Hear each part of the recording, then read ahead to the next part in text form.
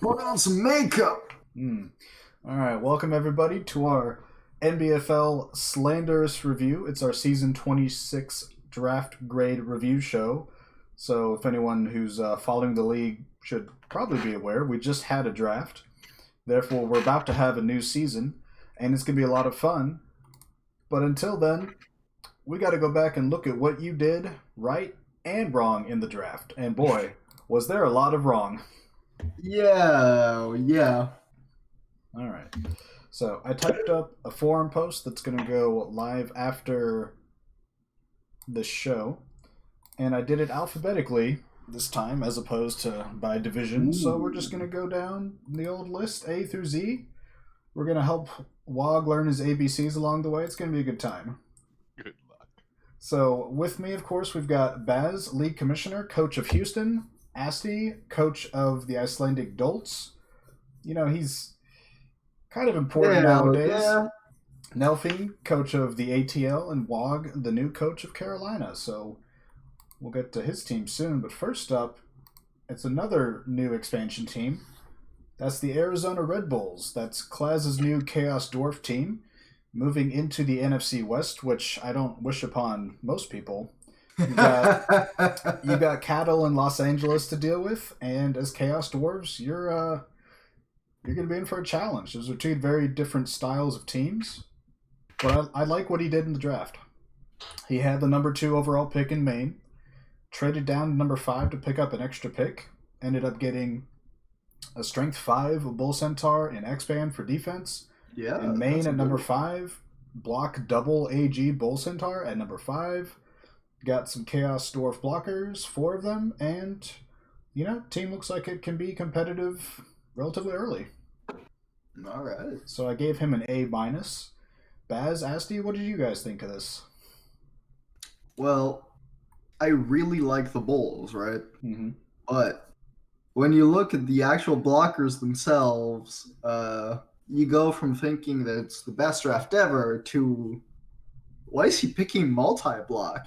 Yeah. What does he have grab? Grab's fine, but Yeah, multi-block.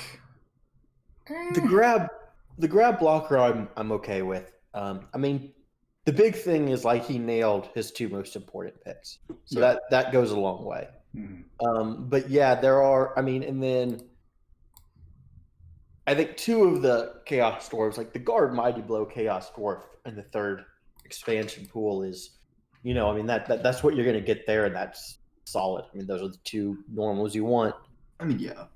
And then the one with grab, okay. I mean, you got Mighty Blow, you got guard, you got sidestep. It's an interesting player. But yeah, the multiple block, it's like, okay, you're basically adding 20 TV to this player that you're never going to use when they're, I mean, I guess I could check. But you do get the skill roll on him, so you get doubles for that tasty claw or something. I mean, yeah, but you also get a skill roll if you don't draft one. True.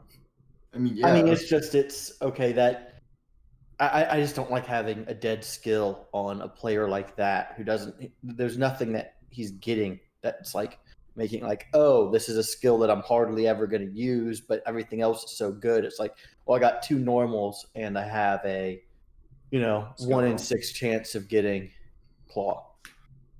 But overall, I mean, I'd put him, solid B plus. Okay. Yeah, I put a B myself purely because why would you draft the multi-block blocker before the guard sidestep one? That is a valid point, I suppose. Order of operations does matter. But yeah, overall, I think I don't know. I think if I'm Klaz, I'm pretty happy coming out of this. You've got the core of your team. All 4 of your drafted dwarves do have guard and mighty blow. The lack of stand firm is something I don't like. You can't have everything out of your first draft. In general, stand firm is not a skill you see in the draft pool that often, honestly. I mean, you could have taken a guard mighty blow stand firm instead of both Takla and McGee, and in both cases, I'd like that better, even though you're getting less skills, just because you're getting the best skills. But now McGee, I mean, he's in a division where Fend has more value than it would elsewhere, just because he's playing multiple teams that have players that he'll want to disengage from at times. But it's not bad by any means. It's just the Stanford's the area I'd be looking to add to if I was him. That's fair. All right, so still positive reviews for Arizona in their first draft class. All right, moving on, we'll get to Nelfine pretty quickly since we're doing alphabetical order. We got the Atlatl Flechettes, which I can attempt to pronounce correctly just to make him happy. All right. Flechettes? Something like that. I think that's correct. I usually call them the Flechettis because I love messing. I love messing with Nelfine. But anyways, all right. Lizardmen, NFC South, and the goal is to dominate the division again, which they've done the last 2 seasons. And they didn't need a whole lot going into the draft. He had all 6 Sorai. He's got arguably the best big in the league that no one talks about. And he's created surplus value with his draft moves. He was sitting at 28. He moved down with a trade with Stim to 32, if I recall. No, Asti at 32, and then moved back up to 25 with Stim. So he moved up 3 spots for free, basically. He gained a second-round pick and then gave one up to move up 3 spots. So surplus value gave me a reason to bump his grade up from a B to a B+. Because his draft picks... I mean, draft picks are just, solid skinks. He didn't need anything in particular. He's already got like a movement skink and an AG skink. So you get an extra agility at 25, and then you get a block, tackle, kick guy at 64. So, just solid guys. Yeah. My opinions on the trades are a little different. First of all, I'm pretty sure both these trades were made before we hit like pick 5 of the draft. That is completely true. And just like in principle, I think that's awful, even if they ended up being good trades. Oh, trust me, I'll get to that when we get to Asti's pick. But I mean, overall, it's like, okay, so yeah, he moved up 3 in the first round while dropping, 3 or 4 in the second round, which is like, that's pretty clearly value. As far as the picks go, the Garrett Gilbert, that's a pretty nice skink, and that's always what he knew, was going to be on his radar at his later pick. Angus. I mean, I'm going to say you don't love diving catch on him, but it's free agility 4. Well, no, it's not free agility 4. It's 60 TV agility 4 because it has diving catch. That's also on a chameleon skink, I guess. Wait, he drafted him as a chameleon? Yes. Oh, that's weird. I have it listed as regular skink. Yeah. Okay, I like that a little less than, I suppose.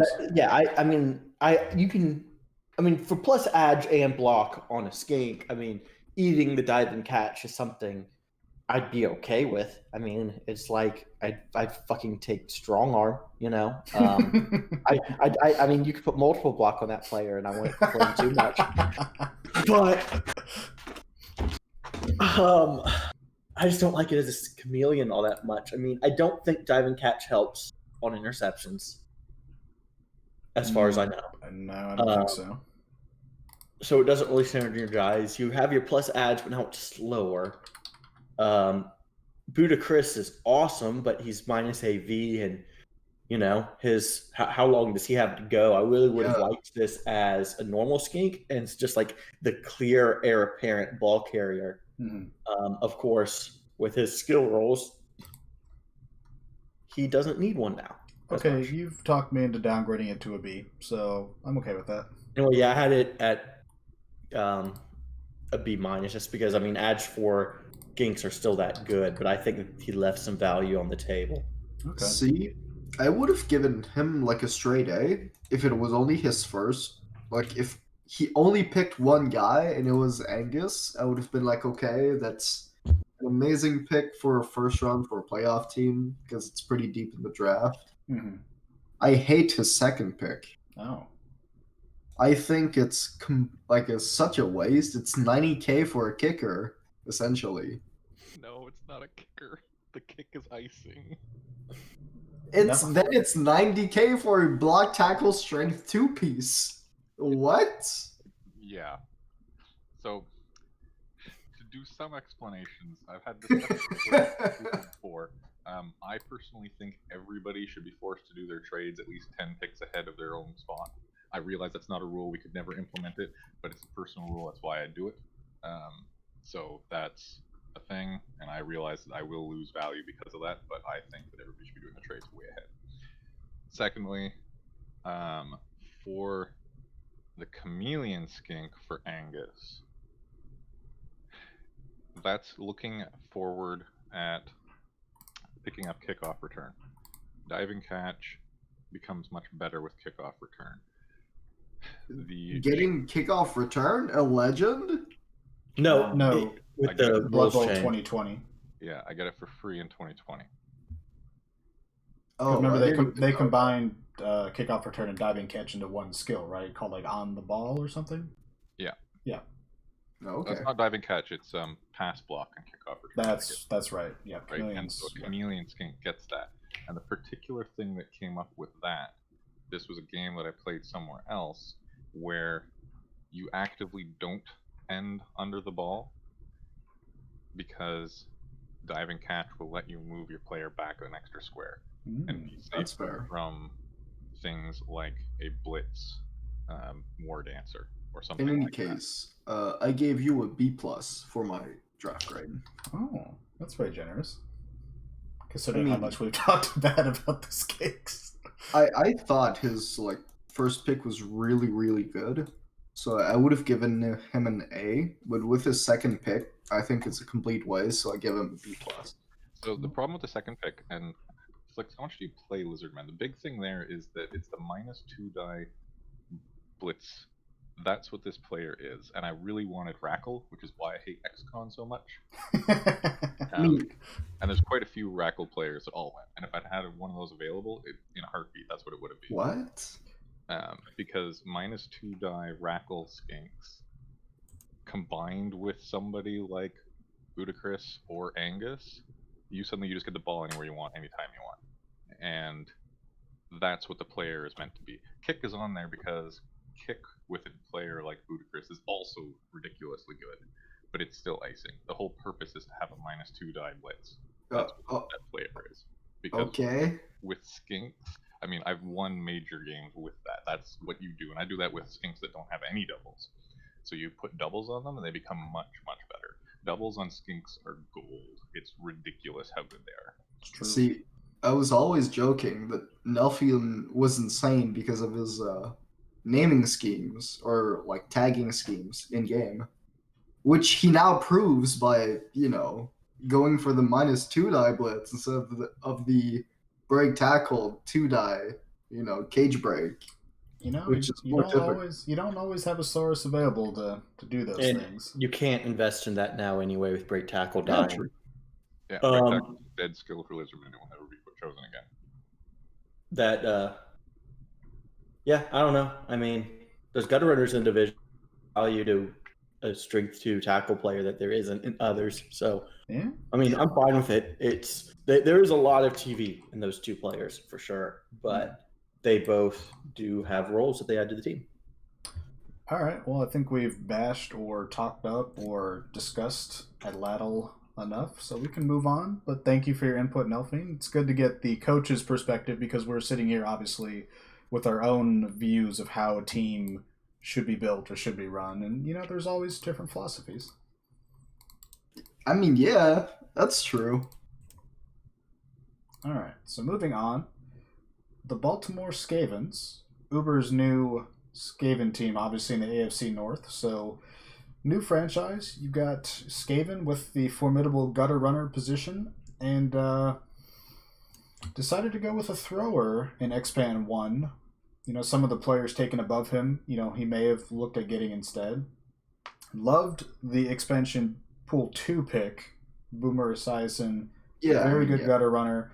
I really considered him last season in the Expand draft or a frog catcher, but he goes here to become a gutter runner. Didn't love the Rat Ogre pick. I looked back and there's not a ton available that's good for Skaven in the third pool, so I don't know. Guard Sandfirm's probably what you want on a Rat Ogre. I still wouldn't draft a Rat Ogre, but maybe that's just what was available. But number 7, never in Uber's dreams would he have thought that Knob Carson would fall to him at number 7. Knob Carson could have and should have been the first overall pick, and we'll get to that when we get to Chicago. But you get that player at number 7 for a gutter runner. Agility, strength, sure feet, block, sidestep.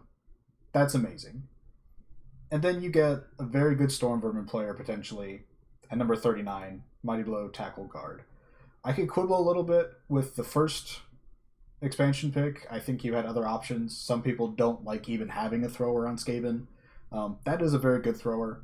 So, I don't know. I give him a B+, because Knob Carson is just excellent. Boomer's going to be great. Good blitzer. But, I don't know. What do you guys think? Yeah, I mean, it's, if you're going to have a thrower, that looks like a pretty nice thrower to have. Mm-hmm. So that alone helps a ton in making that pick more justifiable. One of the secrets is when I originally joined with Rats, thrower was pretty high on my list of things I wanted to draft, but it didn't quite break in a way where I could, because I was like, well, I'm never going to develop one. Mm-hmm. But it can really open things up. But it's a bit of a luxury player, but you're a team that skills quickly. Yeah. His 2 picks in Maine are great, both of them. Obviously, Knob Carson is. God, that's a pretty damn good gutter runner. He's the perfect skink, and now he's an amazing gutter runner. Yeah, and Mighty Blow, tackle, guard, blitzer in the second round. Now you have a blitzer who can do blitzer things. That's nice. I like it a lot more than when people pick blitzers that can't do blitzer things. Can't do anything. And then Boomer, as you said, it's a one-turner. It opens things up so much. Sure. I do hate the Rat Ogre. Mainly just because, I think it's questionable if you even want one, especially in Season 1. Mm-hmm. But past that, if you do want one, I'd much rather have, if I'm not going to be being able to draft block, then I'd much rather have the chance at rolling the double, because guard Stanford's just not that much better than just straight guard anyway. But overall, I'd put this solidly B+. I also have B+. Okay. For the very simple reason that all of the picks are good, but one, I would have taken that thrower as a gutter runner because AG6. No. I would have. No, I'm not saying it's correct, but I would have. AG6 is going away in the rule set anyway. Yeah, but And accurate's going to become a waste. Pretty useless on a gutter runner after this season as well. That's fair. In any case, I echo my co-host's thoughts that the Rat Ogre is completely useless.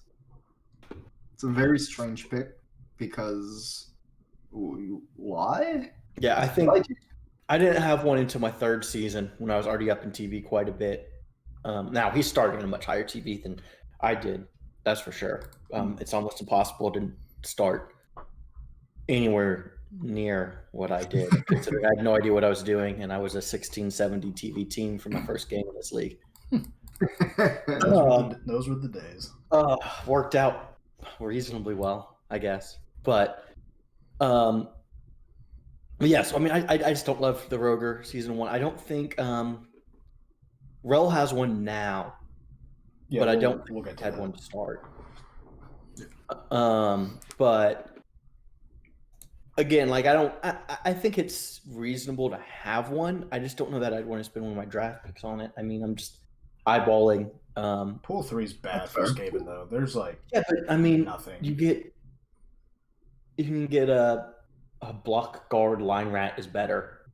You know, like Agreed. Yeah.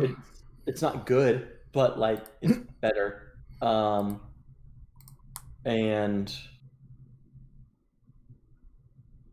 All right. you know, I mean, I'm just kind of looking through it. The wrestle tackle finned line rat. I mean, that sure, but again, it's like quibbling over his pool 3 pick. I mean, that's not. You know, you're not making or breaking your draft with your third pool expansion pick, and you got 3 potential game winners outside of it, and a super functional blitzer. So, like, any problems I have with the Rat Ogre are more than outweighed by how much I like the rest of it. And 3 of those picks, I think, were clearly the best option on the board. With the thrower, you could argue something else would make sense, but I would have strongly considered it myself, so I can't blame him. All right, well, that's enough of the Skaven. I do love his new logo, by the way. But yes. Moving forward, we've got the Buffalo Kills. So that's Jeffro's Demons of Corn team stuck in the AFC East, and their only goal for this season is to spill blood for the Blood God. I don't expect anything from this team, honestly. So the draft he needs a Herald and 2 Bloodletters, and so I just put stuff that kills the opponent. So decides to trade down again, as Jeffro has been wont to do. Ends up getting a Strength 4 block tackle pit fighter at 18 after trading down. And then takes a swing at a sure hands, accurate, strong arm, kickoff return Bloodletter for the hell of it. And then just a kick block scale pit fighter. So I think Heralds are probably the key to a good Demon of Corn team. So either there weren't any good ones available, or I don't know. I mean, I don't expect much from Demons of Corn at this point. I've had my fill of them at this TV. He's just taking players to have some fun and then switching in Blood Bowl 2020. I just gave him a B. You know, not much to discuss here. Gave him a B? Yeah, I have this one down at a C minus. C minus. Just because, like, okay, I mean, plus strength block tackle, solid. But like, when I'm looking at his 2 second-round picks, I'm questioning the trade back at all. Yeah, what? And I think Brock Hurd's gonna be fun. I mean, you know, and Jeffro is a fun coach. I mean, I'm sure he's gonna find all the enjoyment he can out of this team, but I would have trouble doing that.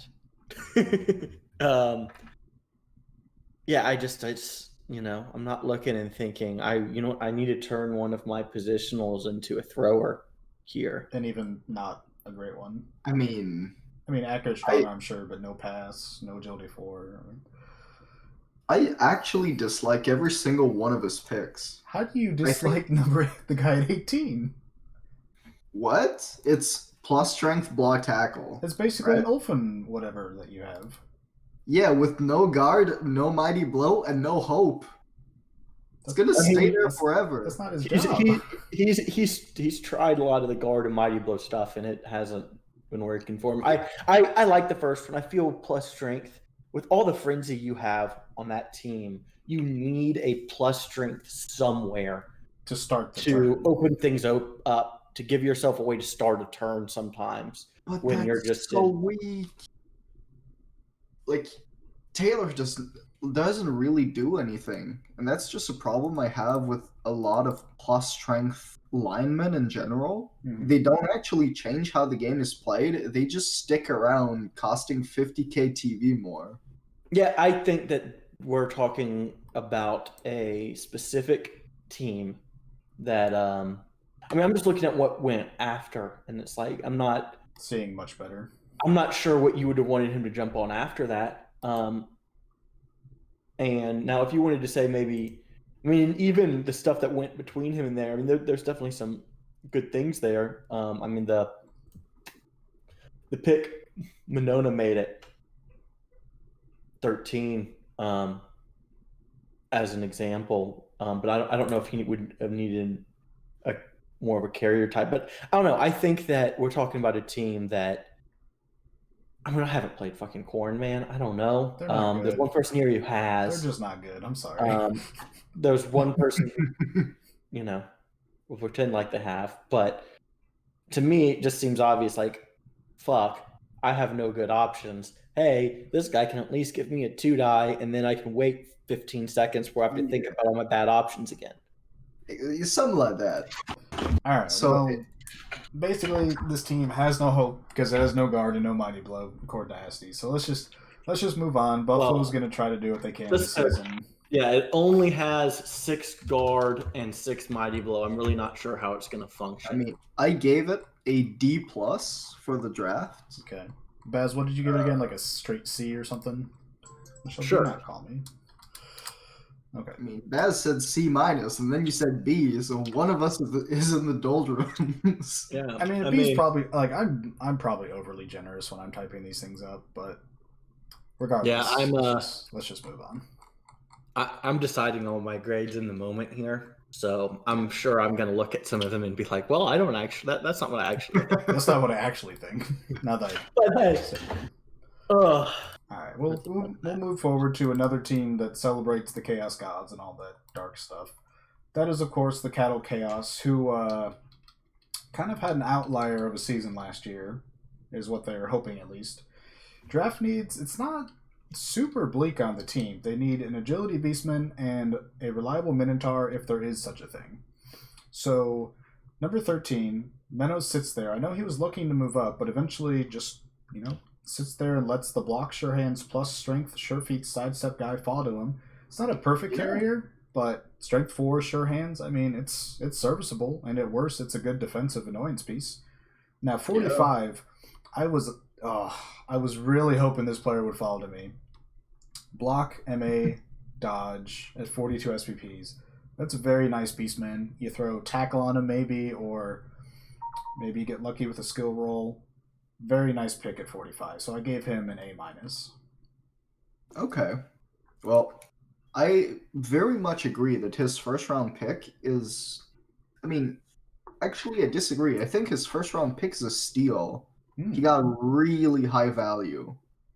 The problem comes from, I looked at his entire team, and he already has a faster, sure hands guy. So the guy he just picked is kind of like a backup carrier. And also, I kind of hate his second round pick, because it just puts more TV into a player which probably won't even be on the pitch. What would you he's going to put that on the line of scrimmage? I mean, you can't pass up movement when you're a slow movement 6-based team, right? Yeah, I mean, I don't know that I agree with this particular line of complaint. I mean, I'm just eyeballing his team, and I mean, I can pretty easily see a lot of players that are on the bench before that one. Yeah, fair. In any case, I gave him a B. Okay. For my draft grade. But yeah, I mean, you look at it, I don't mind him having to have the 2 different sure hands. I think that's, I think really you need 2 carriers on a Chaos team, because if the first one goes out, I mean, you're screwed. Something like that. I don't love sure hands as a skill in general, but I don't think it's a problem on either of those. I will say Juan. I mean, both the doubles, while they're not dodge, they're solid if you have. For a player that can do what they want to do, and I do think sidestep can do some interesting things in your defensive formation. So I think that's a really strong pick, and I think that the second round pick's fine. I'm kind of shocked that player lasted that long. Yeah. If I did not make a certain trade, there's a really good chance it would have been picked at 24. That's fair. But I considered him at 24. Yeah. Yeah. I'm just looking at it. This is the last stat we saw go off the board. all of its skills synergize. There's no, I mean, you don't know what bothers me more than anything is it's like throwing TV away on a skill that you're just not going to use. And, all of those are going to use and they're going to work together. And there's enough directions he can take it. Obviously, with another stat, it becomes really interesting with but there's enough good normals on Chaos to make it work. I will say it is right now, it's a lot of TV for a player that doesn't do any of your roles particularly well, but it's also at 42 SPP. And while he has other places to try to put the MVPs as well, I mean, whatever he takes at 51 is going to make it a pretty damn good player. So I'd be with X here. I think I'd have it as an A-. A-. All right. So now it's the moment we've all been waiting for. That's Wog's new team, the Carolina Pythons. Pythonies? Why is there 2 S's? Is that trying to confuse me, or am I just missing something? No, it's because snakes tend to elongate their S's. That's fair. All right. There's a really funny meme someone posted here the other day with his logo at the center of it, and I'm not going to go search for it right now, but... Yeah, no, I remember. It was really good. So, the Carolina Python is Dark Elves, coached by Wog, NFC South. And there's a very good chance he could become the second best team in the division very early if he plays this right. And I absolutely love his draft class. Wog knocked it out of the park. A bit fortuitous when not one, but 2 teams passed on Vin Riddick as a blitzer, or I think he was blitzer / skilled. I don't remember what it is. But Wog just, lucks into getting this amazing player in X-Pan 1. In round 2, he gets one of my old players, just a very solid Dark Elf blitzer. Dodge, tackle, guard, sidestep. Gets a block lino in pool 3. It's perfect value for what you're going to find. Number 14 sits there. And at the time, we were kind of like, this is a bit of a reach. I think there was a player on the board that we thought would go to Wog instead, but he goes with the block, Mighty Blow, skilled player in the Witch Elf. And while this is not affected by the grade, there's the... Thank you, Dutch, for that image. He did roll plus strength on it, which doesn't get factored into the grade, but that's an amazing, obviously, luck to get that. And then in the second round, which I didn't put the pick for some reason, Dodge, Guard, Stand Firm on a Blitzer. So 3 Blitzers, a Guard Lino, and a Witch Elf with Mighty Blow, and now Lux into plus strength. So that is a hell of a draft. I give him an A. And here's the glorious image that someone posted the other day for how the NFC is going to treat Wog and his new team. Yeah, I mean, I have this as an A+. He had an uncanny ability to pick what I would have picked in his shoes time and time again. No. But now the Witch I would have gone in a different direction for the Witch. I would have gone with the Tackle, guard plus AG? Yeah, as a blitzer. Yeah, that was a nice player. But if you wanted a Witch, that was the best Witch on the board there, and you already had locked in a couple guard, including, and I mean your blitzer core was already strong, and then obviously he was able to get another guard in the back half. So I thought that the Witch pick was solid. I mean, I would have rather, in his shoes, traded back a few spots. I think he wanted to, and I'm not sure people were willing to, if I recall. Well, I think Gark pulled the trigger with Dutch Life. Mm-hmm. Would Gark trade up to 16? And I think Gark would have been fine trading to Wog, but I don't think that they figured that out. But overall, I mean, I think it's... But yeah, go on. There isn't a single wasted skill on any of these picks. Everything works together. Well, you have, I mean, obviously Vin Riddick's absurd, just absolutely absurd. I mean, that there's your game winner. Then you've got the 2 support blitzers around them, one with sidestep, one with stand firm, and then the Witch. I mean, it rolling plus strength, but like that skill roll, I mean, that's what it's there for, right? It's like, okay. And on a Witch, it's like 10 out of my 36 options is something cool because I'm going to take any stat and Jugs is awesome. Juggernaut, yes. So I'm happy whatever pops. And if not, you just take tackle and it's still good, which obviously, I mean, getting a Mighty Blow tackle player is not value by any means, considering where some of them went. Of course, if I didn't trade up, there was a good chance that was the other thing that I would have been looking in the first round. I would have picked something like 30 picks before it actually went. But I don't know. I mean, if I'm starting a Dark Elf team, I'm extraordinarily happy. But the big thing is it's just getting Riddick and that makes everything so much easier. Yeah, I mean, I personally gave him an A. I was really close to giving him an A+, and I would have given him an A+ if he picked a plus AG tackle guard blitzer instead of the witch. Yeah, or the plus edge guard, where you're dropping tackle off if you want the chance at more stats. I think both those are better. But I think the witch is solid. I don't think it's great value for the pick that he picked at, but I think that there's a pretty good argument that it was the third best on the board. That's fair for him anyway. Yeah. Just because I wouldn't have wanted to invest in a statted line elf, not in season 1. All right, so we've done our fawning over Wog's new lineup, but now the real discussion begins. The Chicago Beards, the Dwarves, Dr. Poods, NFC North.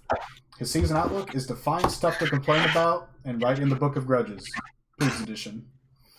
I mean, there is nobody in the league who will fulfill their outlook better than these Dwarves then. No. First pick in the main draft, much discussion, goes with Seth B. from Ball State, plus strength block, plus strength sidestep tackle. We already talked about how Knob Carson was on the board, who lasted number 7, who I think would have been my pick. There's a player we'll get to later who went number 3, Paul Bunyan. Yep. And where was he?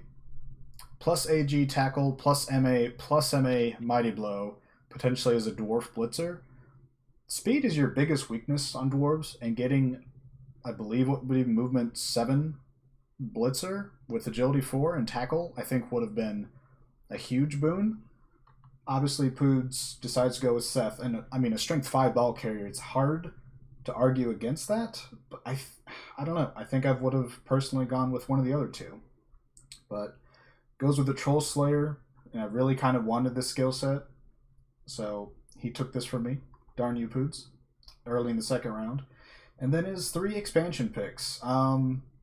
Taking 3 Longbeards, albeit, solid ones. Do you guys agree with that? I mean, he's got no blitzers drafted. And no agility drafted for dwarves. Yeah, well, I think when you look at the total package and how it came out, there's a lot to like here for sure. I mean, he obviously had a plan of wanting to come in low, which he is. Yeah. Your Longbeards, I mean, they're arguably your best player. Yeah. I mean, they're arguably better than your positionals anyway. And they skill slower. It's going to be easier for him to find touchdowns on the blitzers. And I care less about Mighty Blow than the blitzers personally. I mean, because they don't come much. Yeah. Agreed. So I think the expansion picks make sense in that aspect. Now, if drafting something with some more agility, I mean, yeah, definitely covering your weaknesses makes sense. I have this at a B+. Okay. But I mean, the big thing with Seth B is he is. I'm not looking at him as a primary carrier. I'm looking at him as this foundational piece of my position on both sides of the ball, like of the structure that you have to build as dwarves because everyone has to be in the perfect place that can carry when needed. And I think it's going to be hell to deal with. That's fair. Basti? Well, I gave him an A-, mostly because I spend the entire draft whispering sweet nothings into his ear and telling him which players to pick. I agree with every single one of his pick. I think I would probably have drafted something similar. Though the reason I gave him an A- is I think he missed out on a couple of skills I would have preferred to have. For example, taking LB over like a fanned, stand firm, guard, mighty blow, Longbeard. Yeah, Which I mean, is- those are good skills. Yeah, I mean, he loses the tackle though, which puts him at 31 SPPs. So I would have gone for other picks, but A-. Well, he loses tackle on the one he picked as well. I mean, that's yeah, what that's what I'm saying. Yeah, but he drops to 43 SPP, so he's only 8 away from his next skill. It's the number you're away from your next skill, so it's 43. Yeah, the one thing I didn't love the Troll Slayer. That's the one that I liked less. Man, I love that throw. I mean, I know you do, but that's extra movement and Juggernaut. I mean, it's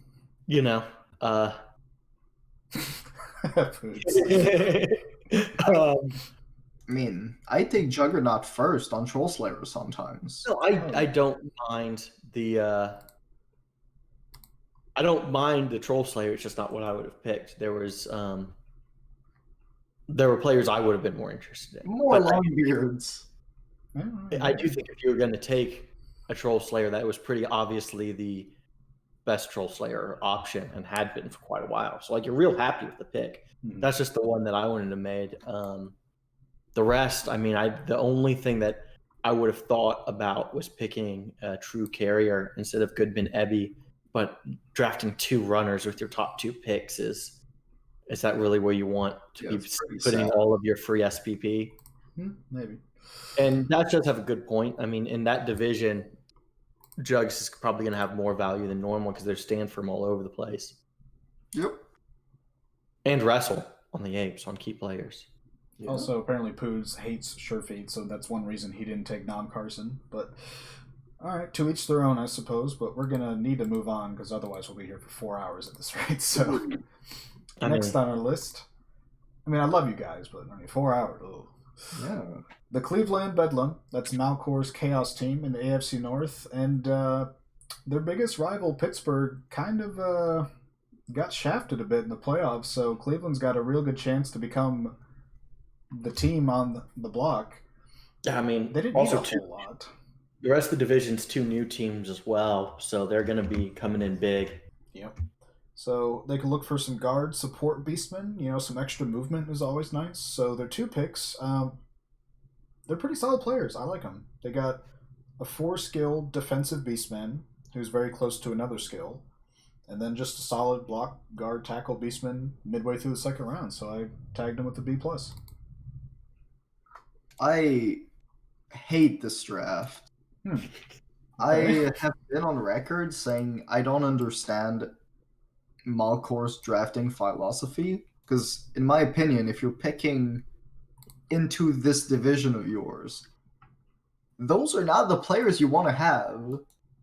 The division's changed a little bit. Changed. Now there's Skaven and Tomb Kings? Yeah. We lost dwarves and Dark Elves.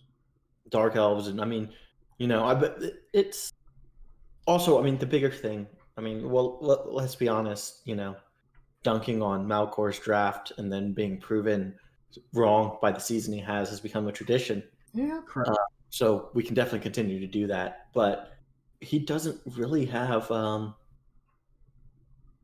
much to look for right now. No, the team's pretty solid. I mean, the main thing I'd look to replace would have been the draft pick that we didn't like last season, but that obviously is not gonna happen. So let's just ignore that. and look at it, and it's like, okay, I mean, trading back or trading up definitely seems like better, but I don't know that he would have ever really had the option. So And I just really dislike both of his picks because I don't think it changes the way his team plays, like at all. yeah, but you don't need to. And I don't think, like, if I'm playing against him, I don't think I care that he has either players, and they're so high in team value. They're just so high. Wog has a good point. Break tackle in the new rule set. It's going to be better. Sure. All of a sudden, that pick looks good. He knew it in advance. I don't know. I mean, a block tackle guard beats him in round 2. I mean, I don't see how there's anything you can complain about with that. No. Yeah, I hate tackle. Why? All right. Just pick a block guard guy instead of block guard tackle. You have like 15 tackle and growing into orcs. I'm not sure there was just a block guard blitzer available as a thing, but He has 4 tackle, including that player. Yeah. Including the 2 players who drafted. So he had 2 tackle on the roster before his pick. Yeah, but if you're gonna pick a tackle in the first round as a ball hawk, which is clearly like going after the ball and like a drop back kind of player, why would you take a tackle guard? Like, I I mean, just really don't like it. I can somewhat understand where you're coming from, where like but I'm looking and was there another option? Because the block guards I'm seeing are strength players. They weren't blitzers. So if you wanted guard, you had to take that at that point. I mean, all right. So that's also just give me your grades. We're gonna move on. We can sit here and quibble about tackle forever. C minus. Okay. As I said, I hated him. All right. I'm at a B minus because I think the second pick's great. The first pick is a functional player that he already has, and so I don't know that he really needs 2 of. I mean, more defense, I guess. All right, so more dwarves on the block next, apparently. So we're going to get them out the way, thankfully. But this time, it's OTS's dwarves from Dallas, the Crowbar, NFC East. It's finally time for them to take the next step. Last season, they were the 7th team in the conference at the end. So, with our new playoff rules, they would be in the playoffs this time. So if they can replicate that or do better, that'd be good for them. They need a second runner. Their second runner rather, died late last season. There is minus AV on a blitzer. I mean, he's a nice blitzer, but if you can find somebody to replace him, that wouldn't be a bad option. So seeing the board break the way it did, he moves up from 18 to 10 and ends up taking the second runner. Easy from Berea, 72 SPPs, block, strong arm, agility, and strength. So now it's extra agility, extra strength, block, sure hands built in, strong arm. I mean, not great, but if you're desperate and late in the game, you got a little bit of extra juice on your throw. I mean, it's fine. So I gave him an A minus because that's exactly what he needed, and he went up and got it. Yeah, I mean, it helps you to throw long bombs to your long beard. Exactly. Yeah, I mean, plus strength and plus edge on the same player is almost always good. Yeah. Right? Block's good. It's not like runners have a ton of normals that I'm just so sad I can't take. I mean, yeah, you go block and then kick off return, so. I mean, sure. I mean, I feel like the disrespect to Hail Mary pass there just hurts me. Something like that. There's a Hail Mary pass player on the board who I think went undrafted, honestly. But yeah, I mean, the trading up was makes sense. I mean, he's dwarves. I don't think he really is going to get value deep in the second round. The player he traded up for makes sense. Yeah, there's a dead skill there, but that doesn't mean that player wasn't arguably the best on the board. Agreed. I mean, maybe you consider the plus strength player Minnow picked, but you don't really need a primary carrier, right? while this kind of lets you do a little bit more. So I'd put this one just a solid A. Okay. I mean, he even has 4 players who can catch. So like the strong arm, it's not, it's. You may use it twice this season, and if it helps you win a game, I mean, it's worth it, right? Yeah. Right. And this is kind of the season, right? I mean, it's Gark's changing teams. Fool's coming in with a new team. This is the time. All right, Asti, what's your grade? A-. Okay, so we all like or love the dwarves. Yes. Pick, not dwarves themselves, of course. I mean, God. All right. Very much agreed. I love dwarves. Anyways, something we can all agree on. Lizards. Incorrect. I don't know that I agree on lizards. The Denver Broncos, that's J-Mon's lizard team in the AFC West, and their goal, after progressively getting further and further every season, it seems, is to finally win the AFC. And to do that, they need to draft one Saurus and just any decent skink, really. So, in the end, he gets a decent skink, block plus strength, late in the first round. And then in the second round, like late in the second round, like 4 picks to the end, gets a guard, mighty blow, break tackle Saurus, who's 4 SPPs away from block, hopefully. So I gave him an A. That's cringe. I gave it a D. I hate Sorry. I hate the skink. I hate the no block Saurus. I It's just 4 think, SPPs away. yeah, roll the dice. If you don't get the MVP on that guy for like 3 games and you play like an actually important game and your Saurus doesn't have block, oh well. Also, I mean, not everybody starts with block, Asti. I'm sorry. It's just something you have to get used to. what's the obsession with going from strength 2 to strength 3 and paying a whole player's worth in TV for that? Yeah, sure, you have a strength 3 skink now. Also But block. also block, but it's 130k. But teams can't just automatically 2-die that thing with basically every player in Blood Bowl. I mean, any blitzer type is seeing that skink and he's like, oh boy, it's a free hit. My Ulfs don't care. I mean, My Berserkers don't care. They got plus strength. Well, not everybody's that fortunate, so So- what? It's a good skink. I'm kind of in the middle on this one, which it seems like going to happen a lot. But I have Apparently. this one as a B-. Now, with the pick at 61, it's like, okay, you're picking at 61. I mean, this isn't a situation where you're not drafting a usable player. He's a bit of a project, but it's the 61st pick in the draft, right? I mean, And there's a block guard guy available, block guard break tackle, but I mean, he's right on the cusp of being like perfect outside of having break tackle for next season. Yeah, I mean, Next and that's season. one of the issues is, he's both a project and he's kind of becomes a one-season player because of the rule change coming. Yeah. I mean, a lot of these I'm like tempering my grade somewhat because the rule change, but I don't necessarily know that everyone's completely aware of what's coming there. But I mean, I think it's fine. I probably would have gone with both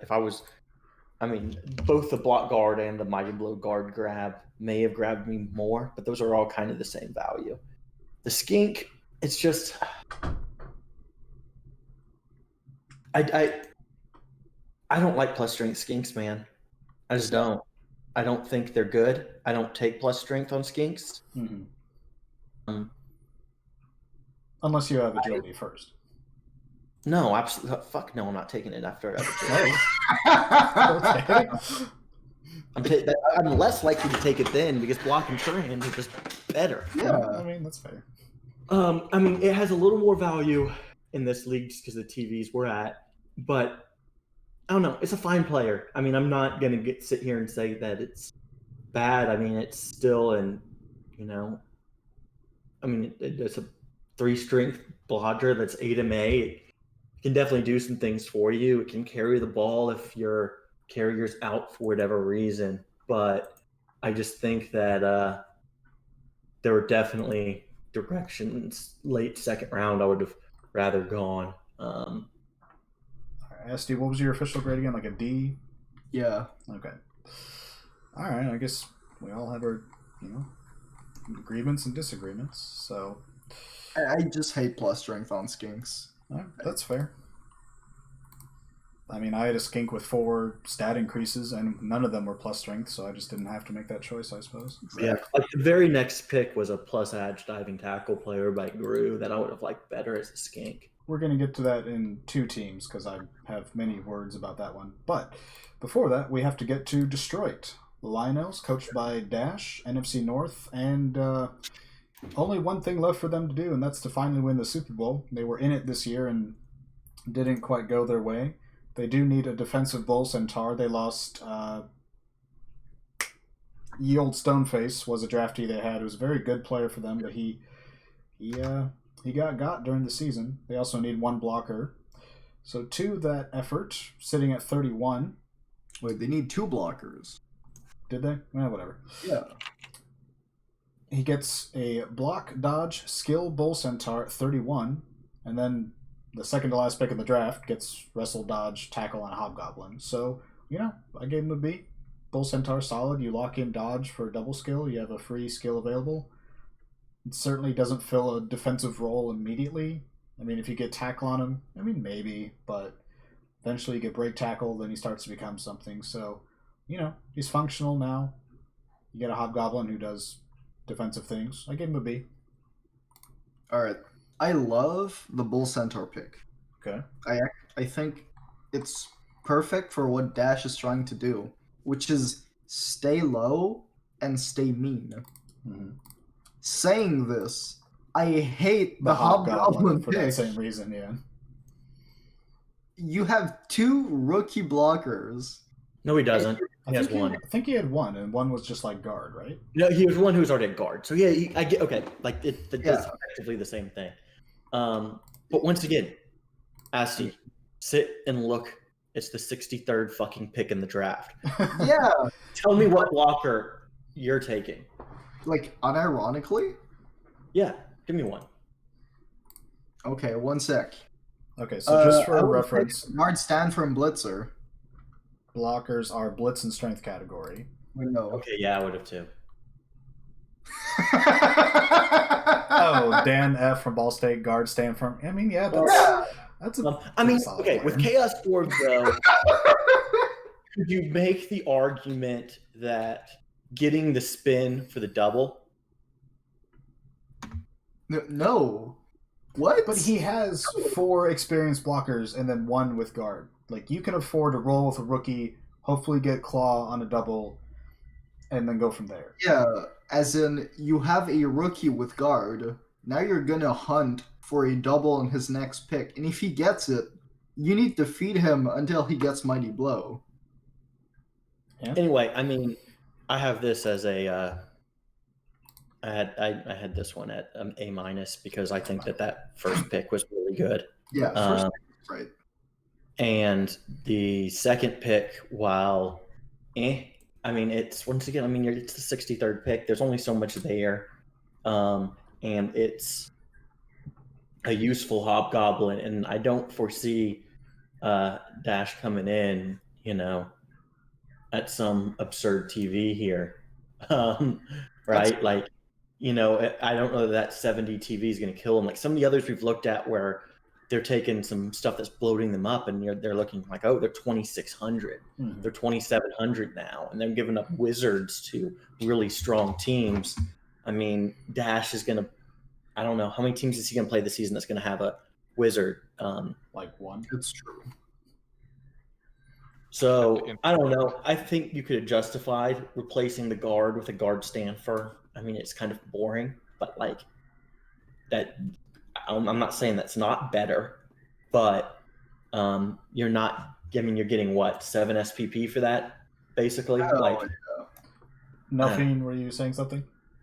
Yeah. See, every time I meet Dash, his team has beat me, and I complain about it very vocally, and so I'm convinced that Hobgoblin pick was was specifically because that's what I was going to pick with number 16. That's fair. I gave it a B-, by the B-. way. Okay, that's what I was looking for. All right, so some pretty okay and whatever reviews for Dash's picks. Yeah. All right, so moving on, the team that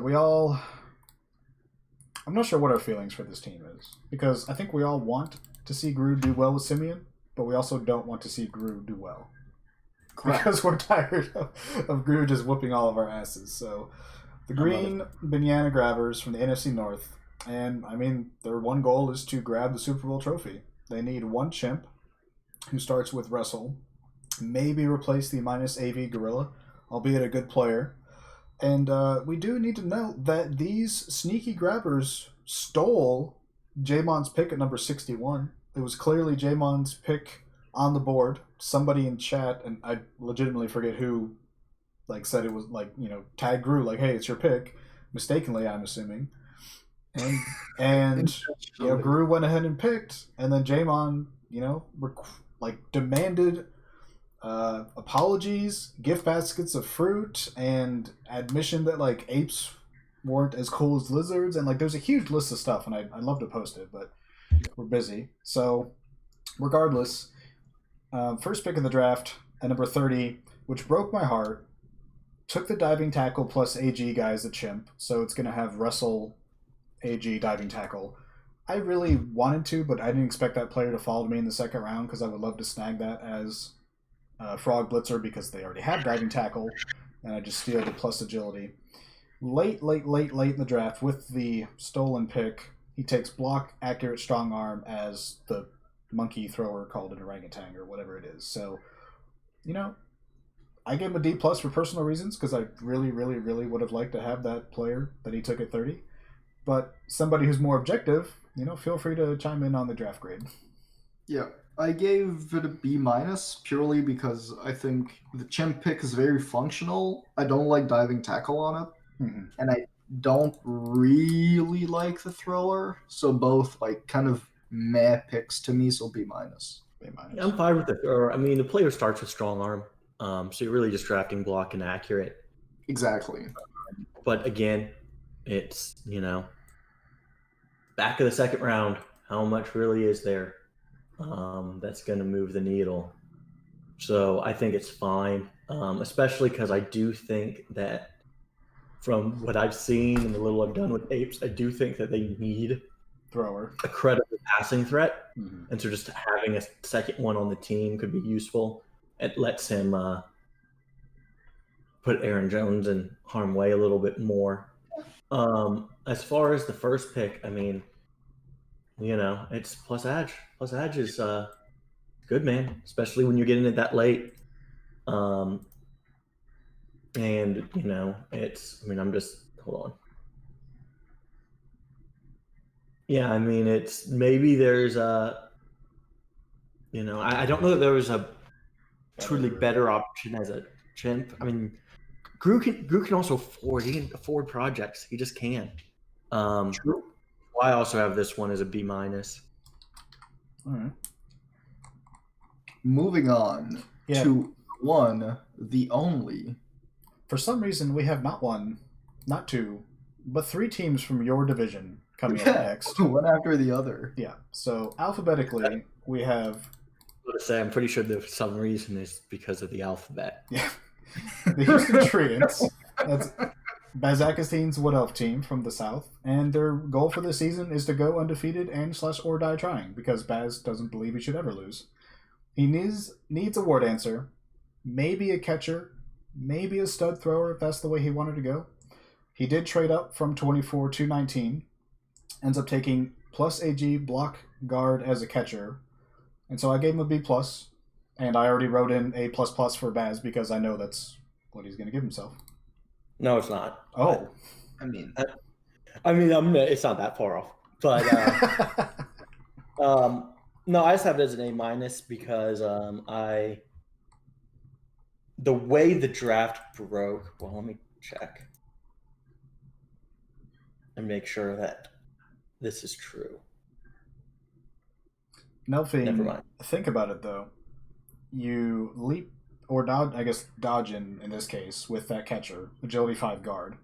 Then you leap in with the strength 4 war dancer. Boom, balls down, game's over. See, all right, now I'm gonna have to be a dick because Nelfin's comment. Yeah, Nelfine's comment just doesn't make any sense. Guard strength 2 player's bad. No, guard is one of the things I most want on a catcher. I want it much more than anything else. The trade is the question, and that's why I went with myself as an A++. I mean, looking at what I could have gotten at, but It's not a project player. It's a perfect player already. It's Blodge guard plus AG. Like, no, it doesn't. It's taking sidestep next. But Yeah, I mean, leap's nice, but when you have agility 5 dodge, you could probably get there. I mean, leap is nice. Won't even take leap. Anyway, I have it as an A- because the trade, I may have lost value on the trade up, but it's 100% what I wanted because there's absolutely nothing you want more in Blood Bowl than plus edge, block, and guard on a Wood Elf catcher or a gutter runner. Agreed. I mean, that's kind of what you need. I gave it an A. The only reason I didn't give it an A+ is because of the trade up, which I think against the way like Wood Elves tend to crumble, especially Bazax, only picking one player is. I mean, hey, one player's fine. Look, you've got agility 5 guard assist player. You've got the leaping strength 4 war dancer. You've got a wizard every game because his TV is so low. That's the formula. You got 2,400. You're what? Yeah, his team is 2,400. I'm Wood Elf, man. Now, by game 5, I'll be like 1,900. Yeah. Exactly. All right, so for the most part, we love the. But yeah, no, I mean, I got to be dinged because I did not have a good grasp on how the draft was going to play out. I mean, I will get to the slide pick. I wanted that player bad. And you traded him to me.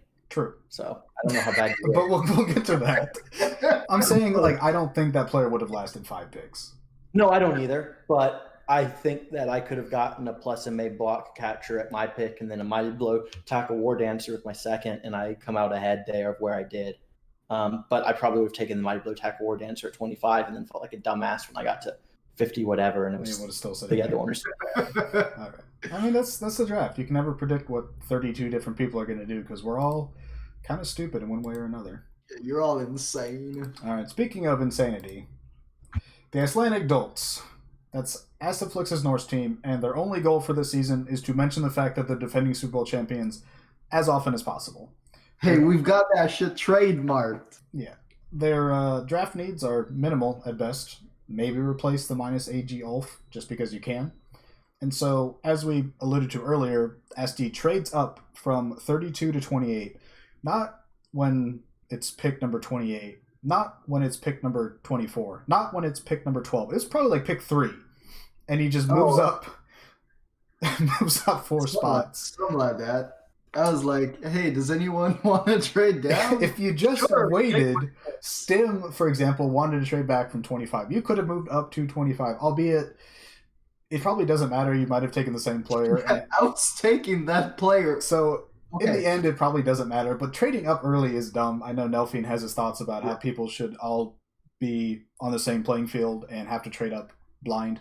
But regardless, great player for Norse lineman. Guard, mighty blow. You didn't need anything. It's fine. I gave it a C+ just because of draft value and surplus value and the lack thereof. So, it's your team's fine. Obviously, you've done great with them. So, C+. I gave my grade a B purely because like there's no other player that my team needs. Right. 3. Yeah, I mean, I have it as an A- because again, like. Before the draft, that's who he'd have circled as what he'd want, and then he got it, and I don't like it, so therefore it must be good.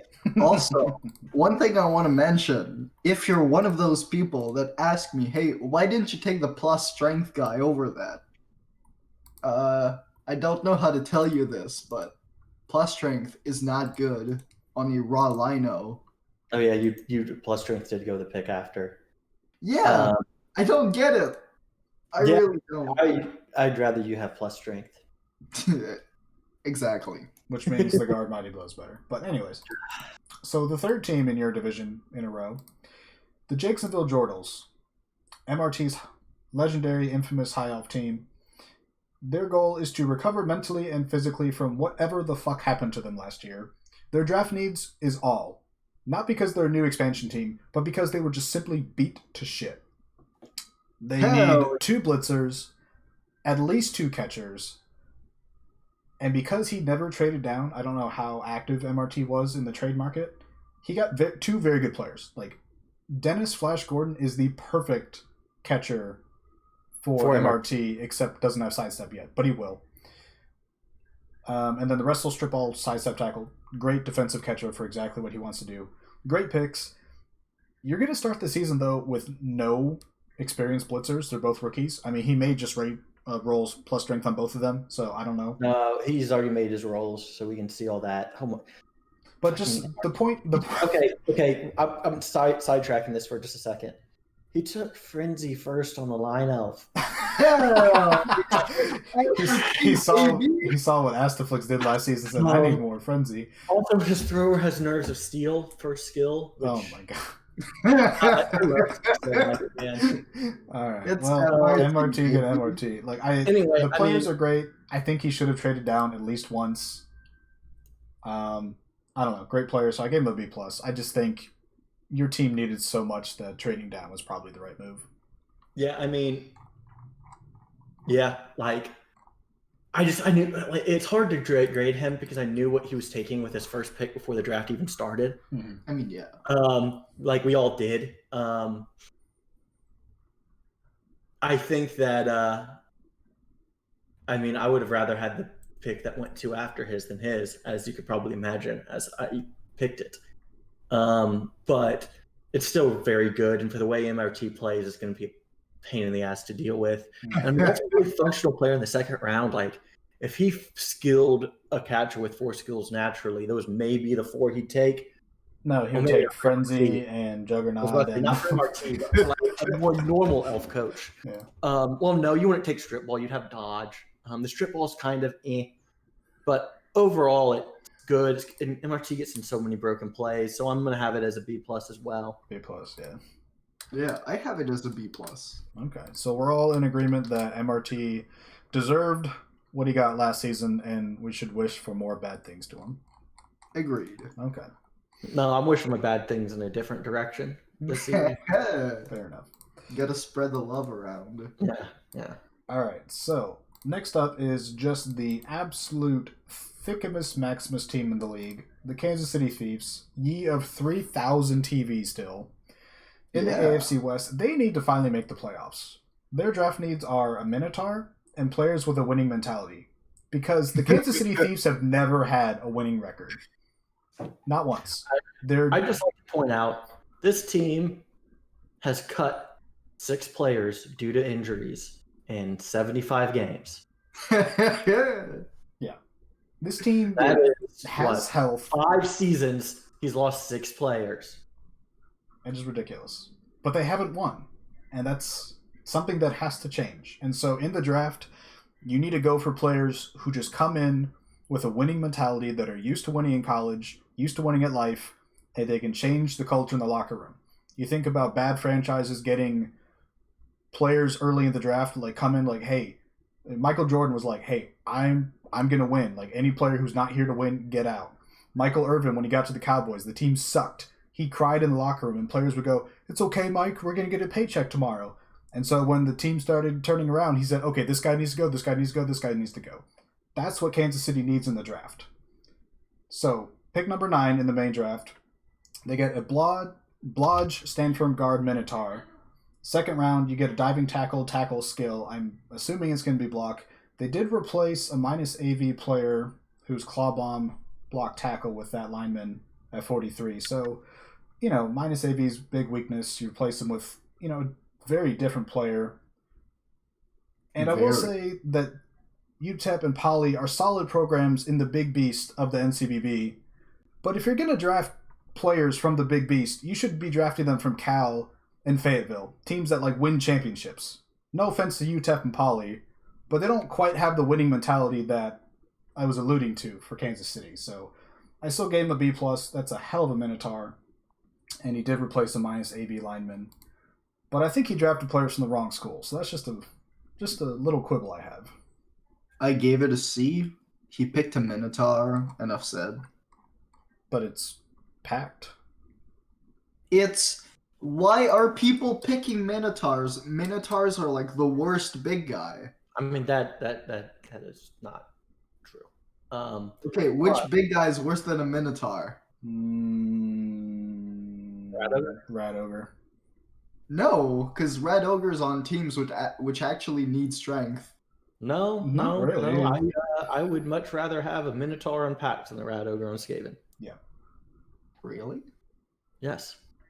But Rat Ogre's faster. Rat Ogre doesn't win you the game. He doesn't Anyway, do much for you. there's also the point where it's like, I mean, I'm not sure the right way to try to play Pact in this league. But I like the Minotaur. I mean, if you're going to have a Minotaur, that's a pretty nice Minotaur because you can just put him somewhere and then he's just there. You're like, all right, cool. You've got He's loaded three block with guard. The second pick is weird, but it very much fits what he does here. You know, I mean, it's not.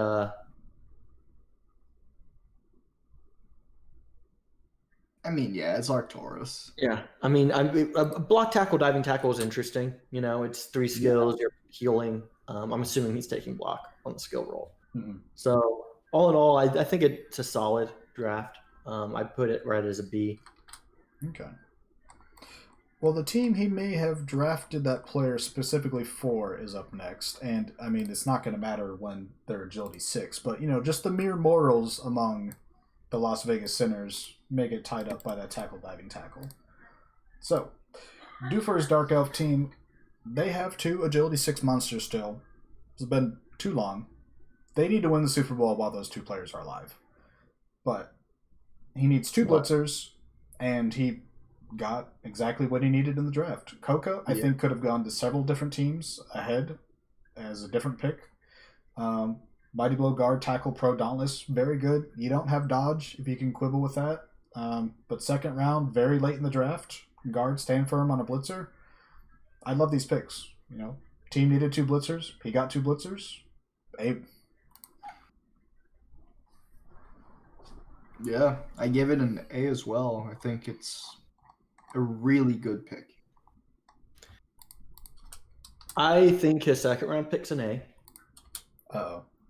I am not a big fan of the first round pick. Blitzers want 2 normals. They want dodge and sidestep. It has neither. I don't want dauntless. I don't want pro. I want one of Mighty Blow or guard. Having both is a luxury. So, I mean, I still have it as a, you know, I still have him as a B because he's a good player, and I definitely see why he went the route he did. But it's I just prefer. I think it's the perfect blitzer to deal with the lizards in your division. It can hunt skinks. It can block a Saurus pretty reliably. I mean, you can do both pretty well. Yeah. I don't know. I like ones that Half dodge and sidestep. That's fair. But like, I mean, and it's just like okay, like objectively, like you're getting more than say Uber did with his Mighty Blow tackle guard blitzer at 39. But I'd rather the Mighty Blow tackle guard blitzer is what it comes down to, because I just think those other 2 skills are not bringing as much value as they could. That's fair. I did say that that player maybe had too many superfluous skills. Yeah, but still, I mean, I have it as a B. So like, it's not that I think it's bad. It's just I don't. It's not the direction I would have gone on that play. I'm rolling the papers with Baz saying this is the worst pick I have ever seen on the front page. Fair enough. All right, so a team that also had a good draft, in my opinion, the Los Angeles Glams. That's Stim's high elf team from the NFC West, they still got like 2 to 3 like really good players, but they need a lot of help to make another Super Bowl run. 2 blitzers and 2 catchers, in fact, which is a lot in one draft and very similar to what MRT needed. But Stim, unlike MRT, did trade down once from 25 to 32, gets a very late pick, but ends up getting, a blitzer that I think you may prefer a little bit more to the one that we just talked about. Tackle, mighty blow, dodge, leap. And he likes leap on agility 4. I don't as much, but it works for him. Pale Dale, guard, mighty blow. And then, very late in the draft, block, diving tackle, sidestep as a catcher. It's not perfect, but again, late second round, you need a catcher. So, A-. Yeah, I mean, the second... Go ahead. Oh, what I was about to say is I think all 3 picks are absolutely perfect, with the only black dot being leap on the mighty blow tackle dodge blitzer. So I give it an A. I think, he's had blitzers just like that before, though. Like, de Blasio's, Yeah. I think he's had 2 just agility 4 leap blitzers. He just seems to like it, and with the success he has, it works for him. Yeah, I mean, agility 4 leap can do well for sure. And that one, it has the dodge, tackle, mighty blow. It very clearly has its role. I don't mind the lack of sidestep as much because it doesn't have guard. So normally you're going to have that player screened off some until you want to strike with it. I think it's solid. At 32, it's not bad at all. Then, at 57 and 60, you're definitely happy with both those. I would have preferred the blitzer Doofer picked in the second round instead of the guard mighty blow one. Mm-hmm. But that might just be like, my elf experience is almost all dark elves. I haven't played high elf, so I have it as a B+. I think I like this one a little better than Doofer's. That's and fair. I do think you got 3 useful players out of it. What was your grade, Asti? 8. Okay. All right. So moving on, we're finally starting to speed through this a little bit, but I don't know if my opinion matters for jack shit with this team. I don't know anything about Old World Alliance, and I'm not sure after last season, Lorebass does either. I think he went like 1-3-8. And he did pull off a huge upset at the time, we thought, against JR in week 3, where it was like shocking that he could beat those super orcs. And then a couple weeks later, we realized the orcs are still winless. But draft needs are replace the permed human blitzer, who was a draftee last season, and just simply to add more talent overall. I don't know how, why, when, and I don't know how you need to draft for this team. I don't know if it's possible to make them good, but Lorebass is going to try. And with pick number 3, the first graduating class ever from the Golden Gophorts takes an absolute stud, Paul Bunyan, plus agility, tackle, double MA, mighty blow as the blitzer to replace the perm one. Second round gets a Troll Slayer, so tackle, dodge, sidestep. He already has block and frenzy. 2 good players. I don't know if the team's going to do any better just because it's OWA, but I give him a B+. A+. Okay, I would have given him an A+ if he didn't pick that Troll Slayer. But the Troll Slayer is great. I like that Troll Slayer. Troll Slayer. It's so bad. Is it? What? We have different opinions on Troll Slayers, apparently. What's good? But how is it so good? How is it not? Block, step, and tackle. You need the tackle, unlike normal dwarves, because you're just not going to have that much. You have someone who can hold the sideline. The dodge sidestep's interesting. You can't really use the Troll Slayer in normal ways because it has loner. So you're a little more limited to using it as a main blitzer type. Yeah, but you could have taken a dodge, guard, stand firm player instead. For Lino? What? No, for the Troll Slayer. Yeah, you could. Which Do you want guard on a Troll Slayer? That would be fine as well, because you could always use more guard on this team, especially because you're not going to get it on the human blitzer. Because, I mean, that is his big issue. I see looking at the team. I mean, he's that. Oh yeah, because his ogre still doesn't have it yet either. Yeah, I mean, So he's sitting on 3, but like Oh. that the first pick is just so fucking perfect. yes, agreed. Like, Yeah. perfect. I mean, it's So such a good player. I mean, I think, like last draft when we talked about what he was doing, and it was like, he was game winners out of the blitzer, and then he ended up with the Dodge sure hand sidestep tackle blitzer, and I was like, that does not feel like what I was seeing. he was just right here is unobjectively like, tanking to get this guy. yeah, this should be a wildly good player. I mean, it's a fucking gutter runner. With Basically. plus strength, block, tackle, and mighty blow. Yeah. He fast. It's, I mean, he has that 5-edge thrower. He now has 2 credible receiving options, so he can play a different game. So are we going to do an early prediction and say that he's going to double his win total from last season? No. Yeah, I'm willing to say that. Okay. I think he's going to perform about as well as he did last season, except he's not going to get a free win off of JR. What is your final verdict, Nasty? Oh, I gave it a B+. B+, okay. And Baz, you said A+? Yep. Okay. Yeah, What? I mean, props to Lorbaz for trying. I apologize to Tusock for having probably like his best player his school will ever produce go to an Old World Alliance team, but I mean that's what happens sometimes. Oh well. All right, so the team that we thought might be our new Skaven overlords last season didn't quite get there, but the Miami Corona Blights, they're loaded. They're ready to win right now. They've got some super rats. They're in the AFC East. They need 1 gutter runner, and so Relb takes no gutter runner at all. In fact, with the 37th, that can't be right. 37? Is it 27?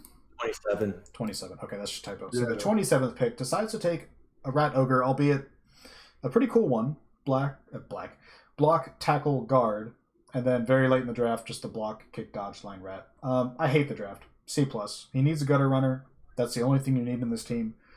The rat ogre feels like a luxury, and it doesn't do anything against the likes of Chaos and I don't even know who else is in the division, Korn and whatever else. But it's a rat ogre. That's a lot of TV, and you need wizards. That's how your team wins with that super agility. I don't know. I found you can win a lot of games with Skaven without wizards. True. I also found you can win a lot without rat ogres, though. So Exactly. I don't know. I mean, I'm looking at that point in the draft, right? And it's like, okay, if he needs, like, he can't take a blitzer. If he needs a gutter, okay, what stat gutters do we have? We got the plus MA that Minnow took much later, but like with plus MA going away after this, do you really want to add a second one to your team?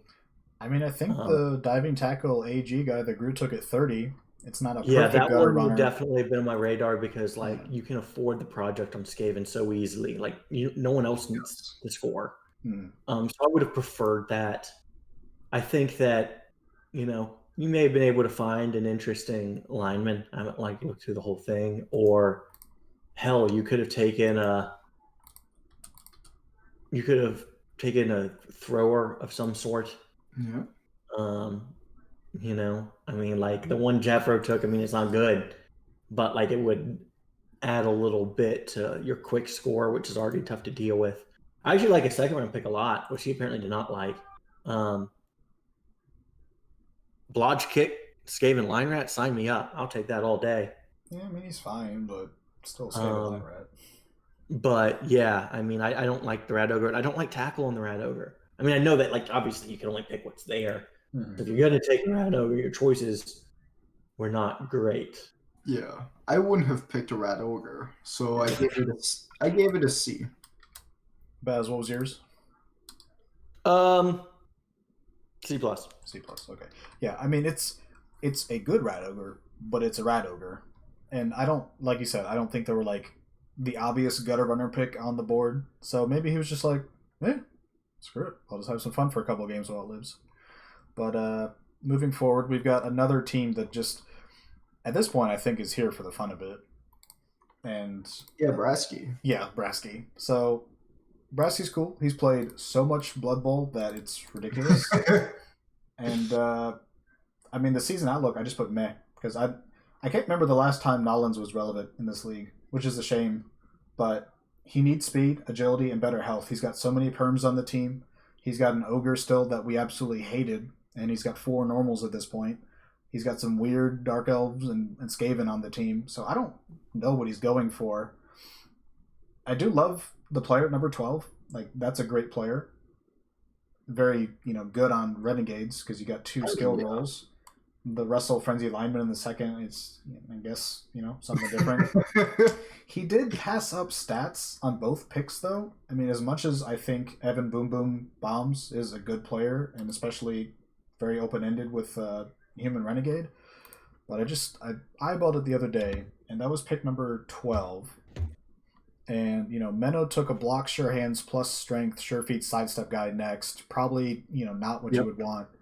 But maybe just the AG block guard guy that Baz took, or even the plus strength block tackle guy that Jeffro took at 18. I think those are, stats that you need. The second round, too, he picked at 44. And literally the player after is the one Menno took. Dodge plus MA block. And you could take that as a lino. Is that something you need? Maybe not, but all these teams that are movement 6 based, I mean, any extra movement is very nice. So I don't know. Yeah. I give him a C+. I mean, it would have been your second fastest player. I mean, I kind of I like the double skill roll. I think the double skill roll is interesting. I think that, Pact are a team who gets so much out of their normals, and especially when they can't draft mutation normals, and the fact that you kind of want to stack mutations now because they're about to become doubles. Mm-hmm. But I could definitely see I think ideally he tries to drop back a few picks, but obviously he wasn't engaged enough that would be something that happened. But I think it's fine. And if he does, if either of those skill rolls end up being a stat, then he definitely came out ahead with Boom Boom over the other ones. So I can't, I don't really see an issue with that. So I'd have it as a B-. B-, okay. I'd have it as a C+ because I don't understand the Wrestle Frenzy at all. Just something different, I guess. I don't know. I gave it a C because Wrestle Frenzy? Really? You're gonna pick that over a block guard guy? Okay. Yeah. All right. So moving forward, we've got a team that had a plan, posted a fluff article, avoiding the pick I wanted to take, and so people would, not take it, hopefully. And it fell exactly to me, and then I traded down and let Baz take it instead. So that's the New York Croaks. That's my Slan team. Very close to making the playoffs in our first season. I miraculously didn't lose anything last season except the Crocs. So maybe replace the minus MA Blitzer, maybe add some speed. But I decided to trade down because about a day before I was, more or less projected to pick, we're kind of getting down to pick 15, 16, and I'm looking at the board and I'm wow, that player I want might fall to me. And then I was do I really want to replace this minus MA Blitzer with the exact same player? Does that really change anything for my team? And then after, talking with Baz about a trade down, I decided to move down and add a bunch of players to my team on a team that had 15 players already. And so now I don't have a lot of fodder to screen off my good players. I don't have a Crocsagore. My TV has gone up to 2,600 almost. And with 2 rookie elf teams that are going to have wizards against me, I'm not sure it's a good plan, but I'm going to try to make the playoffs this year. And I'm going to have as many good players to do it with as I need. So I gave myself a B+. Also, Nelfine hated all of my picks because he wanted every single one of them. I disagree with you, XCon. I actually really like your picks. I gave you an A. Okay. Baz, are you doing dishes back there? Or? No, Baz just forgot to mute before he left to, I don't know. What's up? We could hear you in the background. Yeah. Oh, oops. No worries. Yeah. Okay, But so yeah. Asti, you said an A.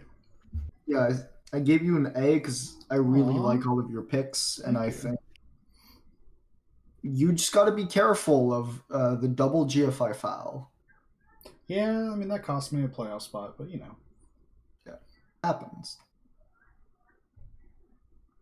Baz? Yeah. I mean, I loved his trade for some reason. But no, I mean I think it's solid. I mean, the catcher you got to be real happy with. Oh, I was eyeballing him like, I was like, please fall. No one take him because he's skilled. The your first round pick's good. And now I just I don't know if getting the wrestle tackle line frog is worth the trade down. But In hindsight, probably not, but I mean, I'd probably put it as a B plus. B plus. I mean, if that player that grew took at 30, I really didn't expect it to last me in the second round. But if I could have snagged that diving tackle plus AG guy and replaced my minus MA blitzer with it and just start fresh with the AG, A plus plus plus draft. But that's not what happened. So took a wrestle tackle. I'm gonna have some elves to deal with. I've got 4 agility 4 guard. I've got 3 like agility 4 wrestle types to get the ball. So I'm going for it, man. The frogs are gonna make their move this season, or die trying. All right. So my counterpart in New York, the Rex, and 'twas not long ago where Robo was the Super Bowl champion, and then somehow just ends up 4th pick in the draft overall. Just, everything went wrong. So they're looking to reestablish themselves as an AFC power. They don't need a whole lot, though. I think they have, like, if you just took, like, the 8 best players from every roster, they might have, like, top 3 roster. So they need useful beastmen, maybe a Minotaur. I think Robo usually just rolls with a rookie and sees what happens until he dies. He said he tried to trade down from number 4, but didn't find any good offers, so ends up taking what I think most people would say is a reach. But block plus strength as a beastman, 23 SPPs. And then second round, plus AG, leap wrestle as a beastman.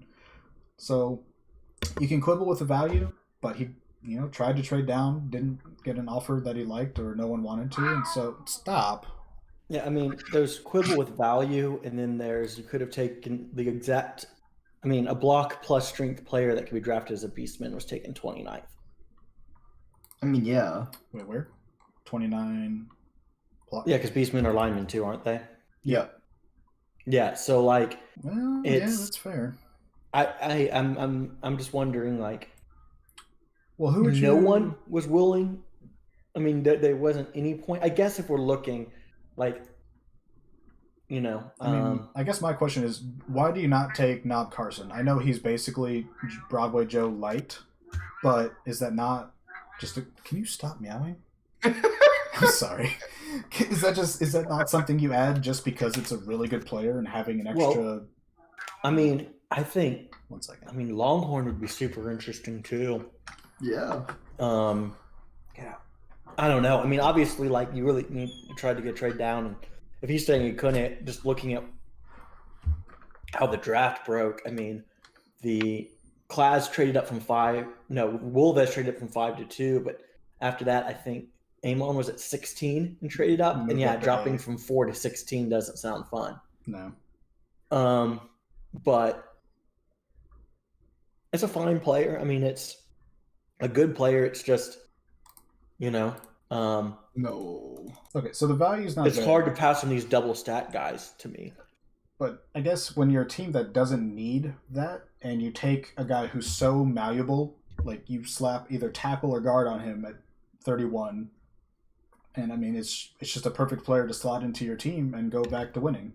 Well, I hope he's not taking tackle, because there was a plus strength tackle player that went 18th. Well, that's fair. But yeah, I mean, it's, and like, yeah, Robo, unlike other people drafting this high, I mean, he obviously doesn't need the game winner on his team. He has that. Mm-hmm. But like, I like both of his picks in a vacuum. I just don't like where the first one was made. Mm-hmm.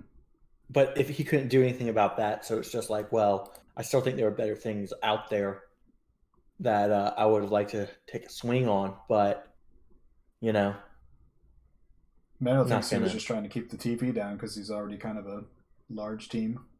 This is where I'll disagree with you guys. Okay. I love those picks. Okay. Now, think about it, right? You're a 2,700 chaos team. Mm-hmm. You have all the things you need. You pick 4th overall, and you take a naked lineman with block and plus strength.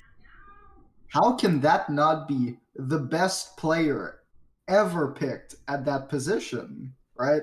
You have like all of the players you already need, and then you take a developmental player 4th. You're not trading down, you're not improving your team. You're picking a guy that you're like barely gonna field, and then what, you're gonna try and feed him touchdowns? Wait, what? Hmm? Okay, why would he not be fielding this player? He has like 17 dodge guards. He does have a pretty good team still. He has four one skill beastmen that will be on the bench. Yes. 5. He has 5 one skill beastmen. Yeah. I think he's gonna be fine. But anyway, I have it as a B because I like the players, but I don't like the value. I have it as an F. I think that's like one of the worst picks I've seen this draft. Like, I just can't believe it. All right. Well, Robo's gonna laugh at us as he just destroys everything again and gets back to his Or winning picks ways. 4th again, one or the other. Yeah, I mean, there's probably no in between at all. All right. So, next up is a team that I actually do a bad Wolves. F. Just move on. I don't even want to All talk about it. So the new Zigguratlan Chariots, that's Wolves' Chaos Dwarf team in the AFC East, and that's not an easy division to compete in. He's got the Rex that we just talked about, Miami that we talked about earlier, and then Jeffro. Traded up from number 5 to number 2 to take a Minotaur when he needs not one, but 2 Bull Centaurs. One of his Bull he's got Centaurs 2 is a rookie, bulls. and the other one's like block, break, tackle. And if you just want to take one and then, mold the block, break, tackle into whatever you want, stop fucking meowing. Oh my god. And he takes from Golden Go for its first graduating class ever, the Pillsbury Doughboy, a block, pro, dodge, break, tackle, guard Minotaur. Which is a great Minotaur, but it's A, a Minotaur, B, not what you need to do when you need 2 Bull Centaurs. I mean, I will preface this with saying that I am dog shit with Chaos Dwarves. I don't know how to play them. But when you need Bull Centaurs and you take a Minotaur, and I know Wolf said he plays them differently, he likes having the good Minotaur, and the Bull Centaurs for him are more mobile stopgaps and defensive pieces rather than they are game breakers. Like, I think he carries with the Hobbs more than he does the Bulls. Carrying But with the Hobbs is it's I don't think that's in how I play. lots of matchups it's arguably better. Yeah. But just because you're doing things differently doesn't mean you're doing things better. I mean, I don't know how you look at how your half season went and look at how Dash's went and think, I need a better Minotaur and not better Bull Centaurs. Or just in general, why do you need a Minotaur? Yeah, I mean, that's the other thing is like he had a Blodge guard stand from Juggernaut Minotaur that was minus MA. And now has a Blodge Pro Break Tackle Guard Minotaur that's 5 MA. Mm-hmm. I'd rather still have his old Minotaur. Because If I think you have a Stand good Firm Bull Centaur is with it too. better than the dodge helps with the break tackle, but like I don't understand the trade up. I don't understand wanting a Minotaur. I don't understand picking that Minotaur. Or trading up for the Minotaur. Yeah, and that's the other thing. Like, who was taking a Minotaur? Nobody. I mean, Like, No, when did the next big Robo. guy go? Maybe Robo. I mean, he went pretty... Oh, number 9 to KC. But you could have gotten Yeah. either one of these two at number 5. Yeah, definitely. And I mean, I like the one that was picked at 9 better. Yeah, I mean, as much as I love the Personally. Pillsbury Doughboy. But, like, I mean, that's kind of a personal thing. I'd rather have stand from than break tackles, what it comes down to. But really, I don't know. He has had one Bull Centaur hit 3 skills, and it died at 36 SPP. And it's like, the conventional wisdom is you build around your Bull Centaurs for a reason. And I don't see a way this works out. I mean, like, I'm just looking, and it's like, you could have taken Knob Carson as a Bull Centaur, or you could have taken the Bull Centaur Glass took, or you could have taken what Robo took as a Bull Centaur. Probably not at 5, because I think Knob's Robo not the still right takes it. But category for it, right? Yeah, Knob's line skilled, and Bull Centaurs are like Blitzer strength. oh, okay, yeah. Never mind. But yeah, you But could have taken there were other the options. There's the what class Blodge took. MA, Blodge MA guy, Dillinger.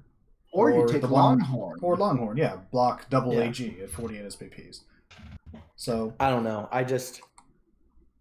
Or you trade up and you get real weird with it, and you take Paul Bunyan and just don't have block. yeah, I mean, you could. I wouldn't like it. But, But I think at a certain point you have to sit here and be like, I can't home develop my Bull Centaurs enough in this league to get them where they need to be. I don't know. I mean, I found when I was playing against him, the lack of threat from his Bull Centaurs was a big issue, and I don't see his team being any better now than it was before the draft. maybe there's a player that's going to be in next year's draft that he's just kind of eyeballing. Maybe that's it. I mean, Joey Mendez, for example, the Super Bowl Centaur from Gallaudet. I mean, maybe if you somehow find yourself at the top of the draft again and get him, then all bets are off. Yeah, but I mean, you could make a better pick now and still lose a lot of games. All right. So what are your verdicts? Oh, I have to think of a grade, don't I? What? Oh, I D-. D minus. you gave D- to a guy that traded up for a Minotaur. Then what did you give him? Bro, F. Okay. See me after class. I mean, a D minus is not that far away from an F, but all right. D's make degrees. Yeah, that's true. All right, so a team that had a very different draft. They not only did not trade up, not only did they trade down, they traded down twice. And that is Dutch Life's Tomb Kings, the No Cincinnati Bungles from the AFC North. And new franchise, Tomb Kings have had success in that division in the past. So they went down to 16 from number 8, and then down to 22 for number 16. So 7 picks in total, 3 in X-Pan, 4 total in main. He did have the first pick in X-Pan, but was it the right one? Poison Ivy is a throw raw. It's very good, but it's still a throw raw. There isn't a discussion here. Yes. Okay. Yeah, like I'm not good with Khemri. I think I may have wanted the best Tomb Guardian more, but that's a good throw raw.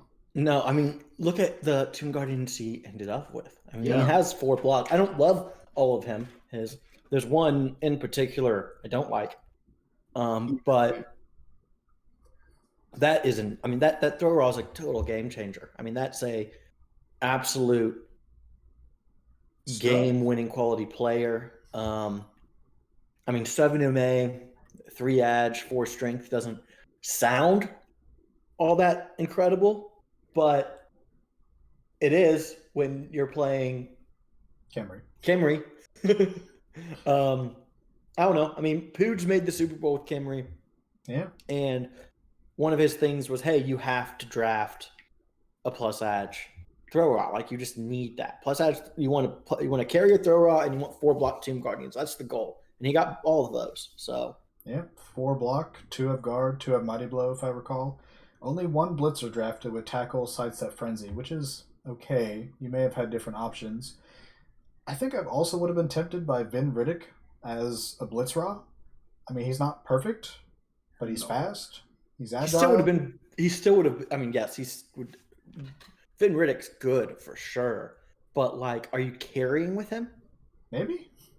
Okay, then you he'd can't be pick him. an agility 4, right? I Yeah, don't you know. can't do that on I don't know Camry. enough about Kemry. I mean, you can. There's one of the highest scoring players ever. Maybe he was at one point the highest SPP player was a Emily Blitzrow that scored, but if I remember right, the team didn't win all that much.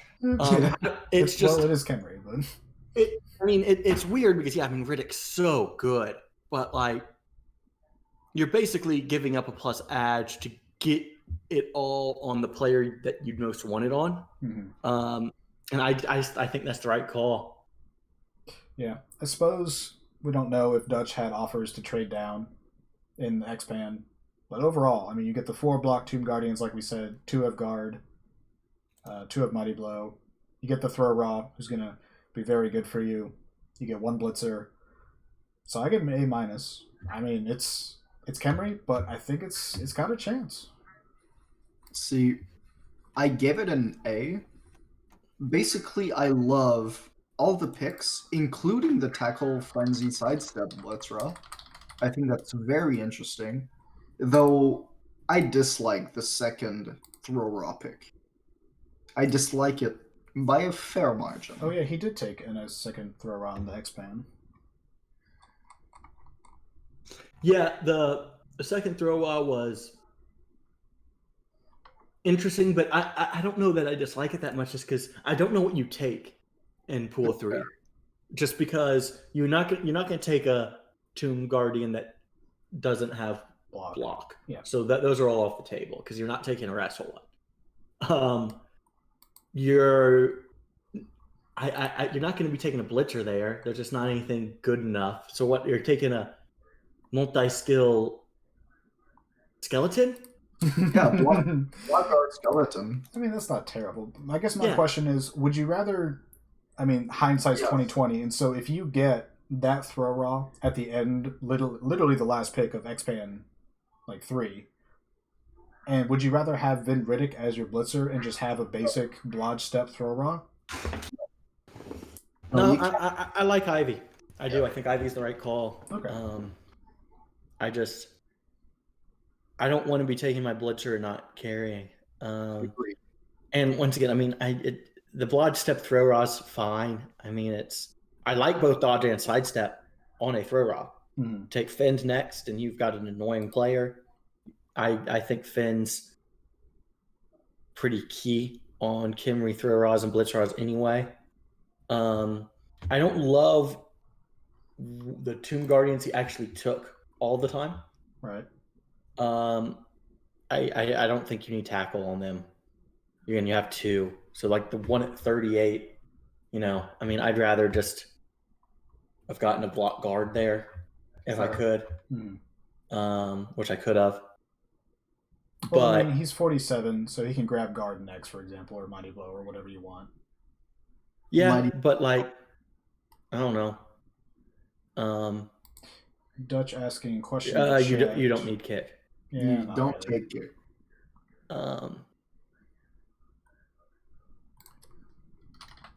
But yeah, so overall, I think it's good. I have it as an A- because, I mean, I'm looking and it's like, okay, his Tomb Guardians are just like all a little awkward for me.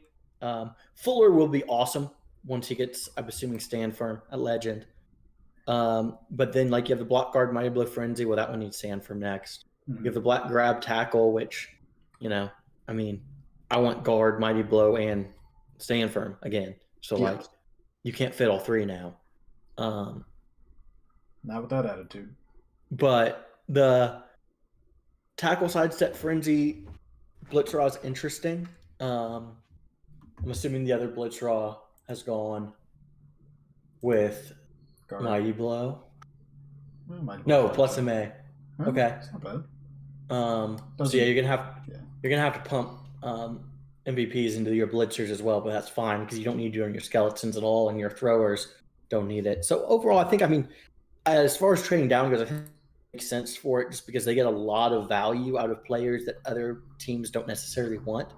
So I think it worked. All right, Asti, your official opinion? Oh, I give it an A. Hey, perfect. All right, so we'll see how the Khemri do. Next up is a new High Elf team where an old High Elf team used to be. So we'll see how Fool does as he joins the NBFL in Philadelphia with the Regal Eagles.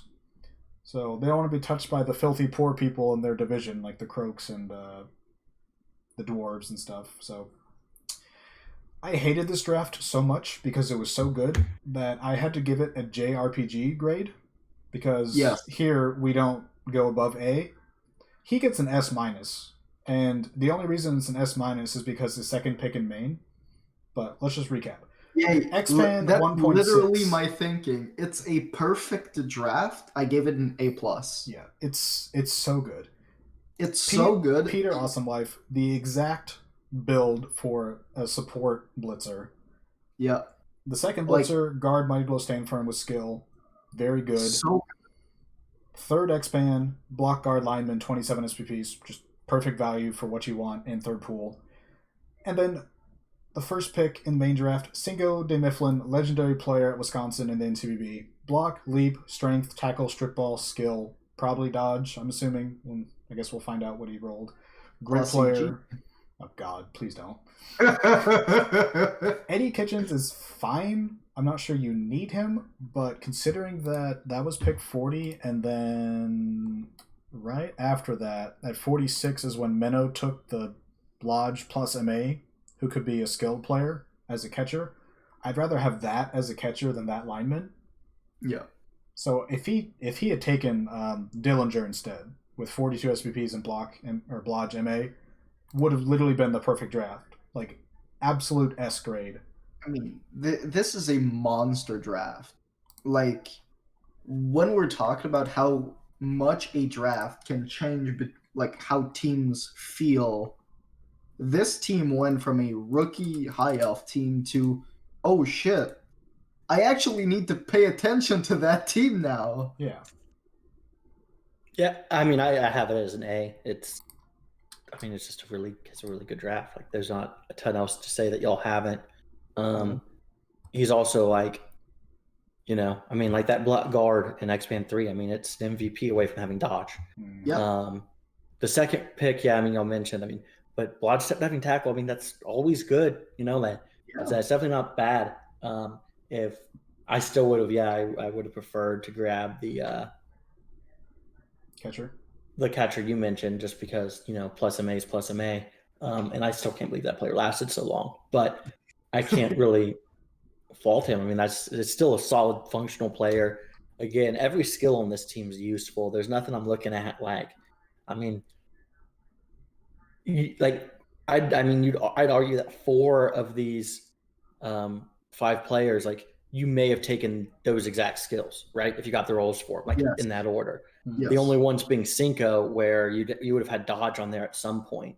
But if you just get dodge or the skill roll, then he's in pretty much the same boat. It's the way I like to play elves. I don't love Cinco that much. Right. But he's still he's an amazing player, right? And he's great value, and the threat he can project is awesome. So definitely not disparaging it. Although I guess not definitely was on the board technically, but that's not really what you need a high elf catcher to be, I suppose. Still, what was your official grade, Asti? Like A or A plus? I gave it an A+. A plus. Okay, so we're all in agreement that Fool, his team's got to die because I'm not dealing with that shit all season. I'd say best draft. Oh, by far. Out of the league. And there's other drafts that I liked a lot. I loved Wog's draft, but this draft was just, oof. It's better. Yeah. All right. So next up is Kazark and the Pittsburgh Steel Curs. That's his orc team, and just got brutalized. Play the clip. I should. I really should. We'll say that for another time. But the team got brutalized in the playoff game. He needs a Bob. He needs 2 blitzers. He still has Doug Netherland, who's agility 4, solid orc blitzer. And then he goes out and the first pick drafts a troll. And the second pick, which is a good one, takes a block guard, 26 SVP Black Orc, which he needed. But the Troll is such a luxury pick. I don't know if there were like blitzers he just didn't want, but I know Baz didn't love Coca, who went at number 26, and Kazark picked number 23. So that was Mighty Blow Guard, Tackle Pro, Dauntless, which may not be how you want to build an Orc blitzer. Yeah, I'd rather have the Troll. Okay, well, okay. Okay. I have very strong opinions on how a Orc Troll should go. Mm-hmm. He should stay at 16 SPPs and he should have guard stand firm. And that's it, yeah. Block's fine. If you give me the option between block guard or guard stand firm, I'll take guard stand firm on an Orc Troll at 16 SPPs. So a block tackle troll, I hate it. It's bloaty, and it doesn't have stand firm. C-. Yeah, I don't think when you need 3 players, granted you got a very good, solid Black Orc late in the draft, but when you need 2 blitzers, I mean, even if you take just like a Mighty Blow tackle guy at 23, I don't know. I mean, love trolls. I would have liked to see him maybe Trade up? Trade down? Yeah, or back. Either way. And kind of seeing what he could figure out. I don't love most of the options right where he's picking. Yeah, that probably influenced it. Like in the moment, I was like, you should maybe be taking a Black Orc, but then it's like obviously he got a Black Orc deep, so like that was the right call there. But yeah, I mean, sad troll too, it's because you don't want tackle on it. Yeah, but then you take stand firm at 51 and it's done. You don't have to think about it ever. Yeah, but then because you have block tackle, you're gonna be blocking with it, and then it's gonna roll a 1, and then you're gonna be like, oh shit. Maybe I mean, it's kind of the same as Rel. I mean, I don't like tackle on it. Is what it comes down to, right? Like I don't mind the troll if you turn tackle into stand firm. I quite like the troll. Yeah, but it's tackle. And I mean, now obviously he's close to stand firm, but he's still going to be carrying that extra tackle. And it's like, how often is he going to get to use tackle? I mean, he's playing Rats now, but he's also playing. Yeah, I'm sorry, man, but if your troll is runners, then you're probably winning anyway. Yeah. All right. If So you're blitzing with your troll, you're probably let's say losing. you're blitzing. Well, let's say you like happen to mark the gutter runners with a troll. I mean, What? maybe. Why? It's like the end of the turn. The troll just like does this little wobble over there and just puts tackle on him. I don't know. Yeah, but it's a 2+ to make it move. Yeah, I don't. Anyway, the second pick I think is great, and Yeah, second pick's great. I don't hate the idea of the troll. I just really don't like the tackle. So, all right. So what are your final grades? C-. Okay, C- and Baz. I'll gotta go C+ on this one. C+. All right.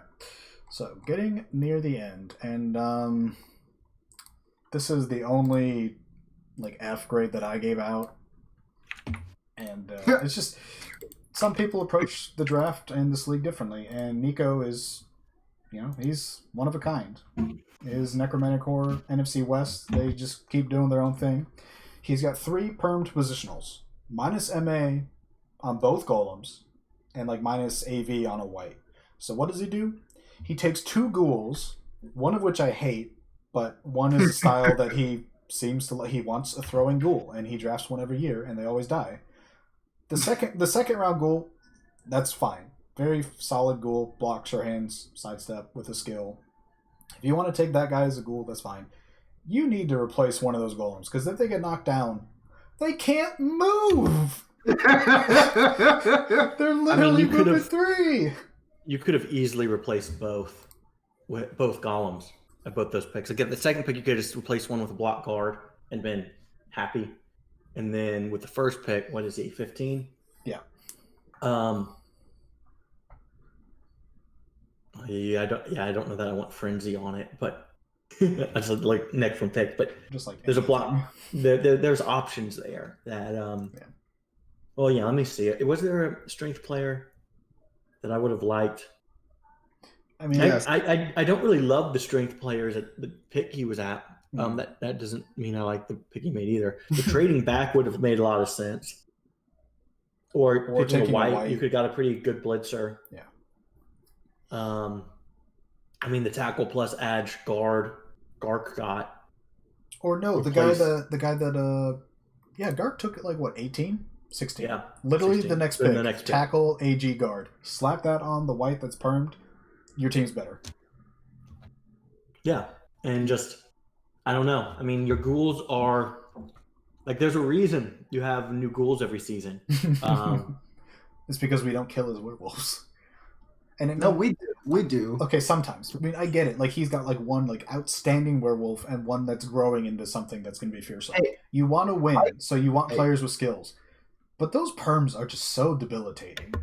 I killed his wolf. He regened. That's not my fault. Yeah, but that's fair. I don't know. Yeah. I mean, ghoul is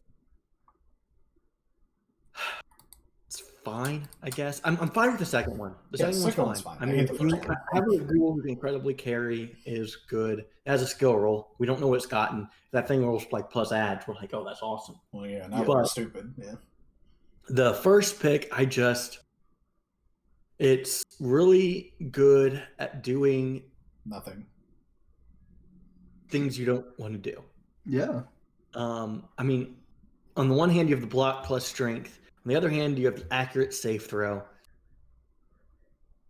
I have this as a D plus, and only because of how good the second pick or how functional the second pick is. Mm-hmm. This is like the classic thing that gets me here, where like you look and you're just like drafting a stat, and it's like, okay, you're basically just paid what 90 TV for plus strength, maybe 110 TV for plus strength, maybe 100 TV because kickoff return is on a skill you're getting full value for. And if you're using the accurate and safe throw, then why do you have plus strength? I mean, you're literally taking the ball out of his hands. Yeah. I mean, Nico does his own thing, and interesting coach, interesting team, but just from the context of sanity, it just doesn't make sense. He's had some really good seasons. It's true. I'd really like to see what he'd do if he just like replace his players that can actually survive with ones that aren't beat up. Yeah. What was your final verdict, Asti? Oh, D minus. D minus. Okay, so all right, we're through that. I have one comment about Nico. Go ahead. And I think that's something that the league overall isn't sure when they will qualify for extra draft picks from Arcane, and because it's not clear, a coach like Nico, I think, is expecting somebody to reach out to him and say, hey, you've got a bunch of perm players, you could get a draft pick if you just fired them all. But I mean, he couldn't though. No, and that's right. But that's what I mean. But I think it's not clear. There's no like guideline. No, I mean, yeah, there was some misunderstanding right. on where the line is. Well, that's what I mean. And so I think because it's not clear, I think that's part of why some coaches, including Nico, are carrying perms when they really shouldn't be. And I mean, absolutely, they don't qualify, but I think it's part of it is that unclearness. But you could also just replace them directly in the draft too. Right, but because they think they're going to get it somewhere else, they're not going to do that. I mean, by the time the draft starts, you're not that like you haven't.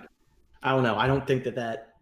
I mean, I think that there aren't a lot of instances of people not replacing perms on their good players when they can. Absolutely. I saw a couple of coaches talking about it. I don't think it was one on, so I thought I'd bring it up as a topic just for this. I mean, it's a valid point. I don't think there's any official guideline posted anywhere like if your team is below X TV or has only 3 players above 51, you qualify for a pick or like whatever the guideline is. I know there is a guideline that Arcane does have written. That's it's been discussed. That was the only reason I brought it up. Was just this draft show. I think it's something worth talking about, and we've talked about it. I'm good. Okay, well, something to think about. But we'll move. Oh, okay, there it is. Okay, so Arcane did reach out to Nico, and all the details are there, but we can look at that another time. We got to move forward, and moving forward, we've got the Titan Sea Krakens, who are in just an awful division to be in. with a team that went to 3 straight Super Bowls, or 4, however many it was. They lost them all. A team that just went to the Super Bowl and won it, and a team that thinks they should win it every season. So it's not an easy division to be in. So he's got to shock the world and beat, quite the trio. He needs to replace one, if not both, permed Pestigors. One had minus AG and one had minus AV. He does replace one, and I think it was the plus strength minus AV, if I recall, with number 11 pick in the draft, Jalen Ostrowski. So block plus agility mighty blows a Pestigor. Solid, not quite complete as a player, but you slap tackle on him at 51, and you got rid of minus AV. You get some just random rotter in the second round. So I gave him a solid B for his effort. Yeah, there's not a ton you can do with second round picks. With Nurgle. Man, I completely disagree. He picked a rotter in round 2. Wait, he doesn't need a bloater. Okay, I have a question because this has been bothering me this whole time. Do you understand how the draft works? Yes. He picked a rotter. Okay, you can only pick players at positions you want to replace, and you can only pick what's on the board. So it's him, and it's like, okay, maybe he replaces the minus Edge Pestigor. I don't know what was available. There's a good chance there was something he could have taken, but I don't think that you're dinging people a lot for drafting bad lineman types in the second round. And it's that's the second round. Okay, there's a difference to me between drafting a bad lineman type on a team which it makes sense in. Let's say you're playing Orcs, right? And you take, let's say, a block tackle lineman, right? Okay, fine. When you're playing Nurgle and you have clear needs, and you pick essentially a player which just tanks your TV for no reason. Okay, I'll take a look at what was on the board. So 41, he needs another Pestigor. So, granted, there's that Blodge plus MA lineman we keep talking about, who's line skilled blitz. Is there a blitzer that has block, for example? There's a block guard tackle that went at 52. There were some options if you did want to replace the other Pestigor. So, that's a valid concern. I don't think taking that rotter's a sin, but just trade up. Worst case. Yeah, but you can't. You might not be able to, right? That's fair. You can't just be I'm giving both my picks for a better one. You gotta have someone actually do it with you. In hindsight, if GoTrek reached out to Robo, 4 to 11 is kind of a long drop. 7, 8 picks, but that may have worked out best for both teams. That's hindsight. But anyway, I would have. I hate that he still has this minus edge Pestigor, mainly because I like that he still has this minus edge Pestigor. It's just it can just get marked out of the play so easily. It's one of he only has it's one of his 2 mobile blitzer types right now. Obviously, the plus edge is going to get there, but it doesn't have tackle yet. Which, considering his division, you really need tackle on your blitzer. I don't know. I think it's fine. I think he was kind of right at that inflection point in the draft where the super stud players were gone, right? But plus edge, block, mighty blow, solid. I like his first pick. And in the second pick, I'd have to look through, and maybe there's something that is a good replacement on that minus edge. But he also, I think, is short mobile tackle, and that gives you tackle. And I used to run Nurgle all the time, and I would have rotters actually do things. So if you solid positioning, that's another Agi 3 tackle that the team has. Yeah, it's not useless. This man has 6 tackle already. Well, he's playing Wood Elves and High Elves. Yeah, mobile tackles in his division. Yeah, a lot of his tackle is on bloaters. I think all 4 bloaters have tackle for. Oh, that's kind of. Which is a different discussion, but it's.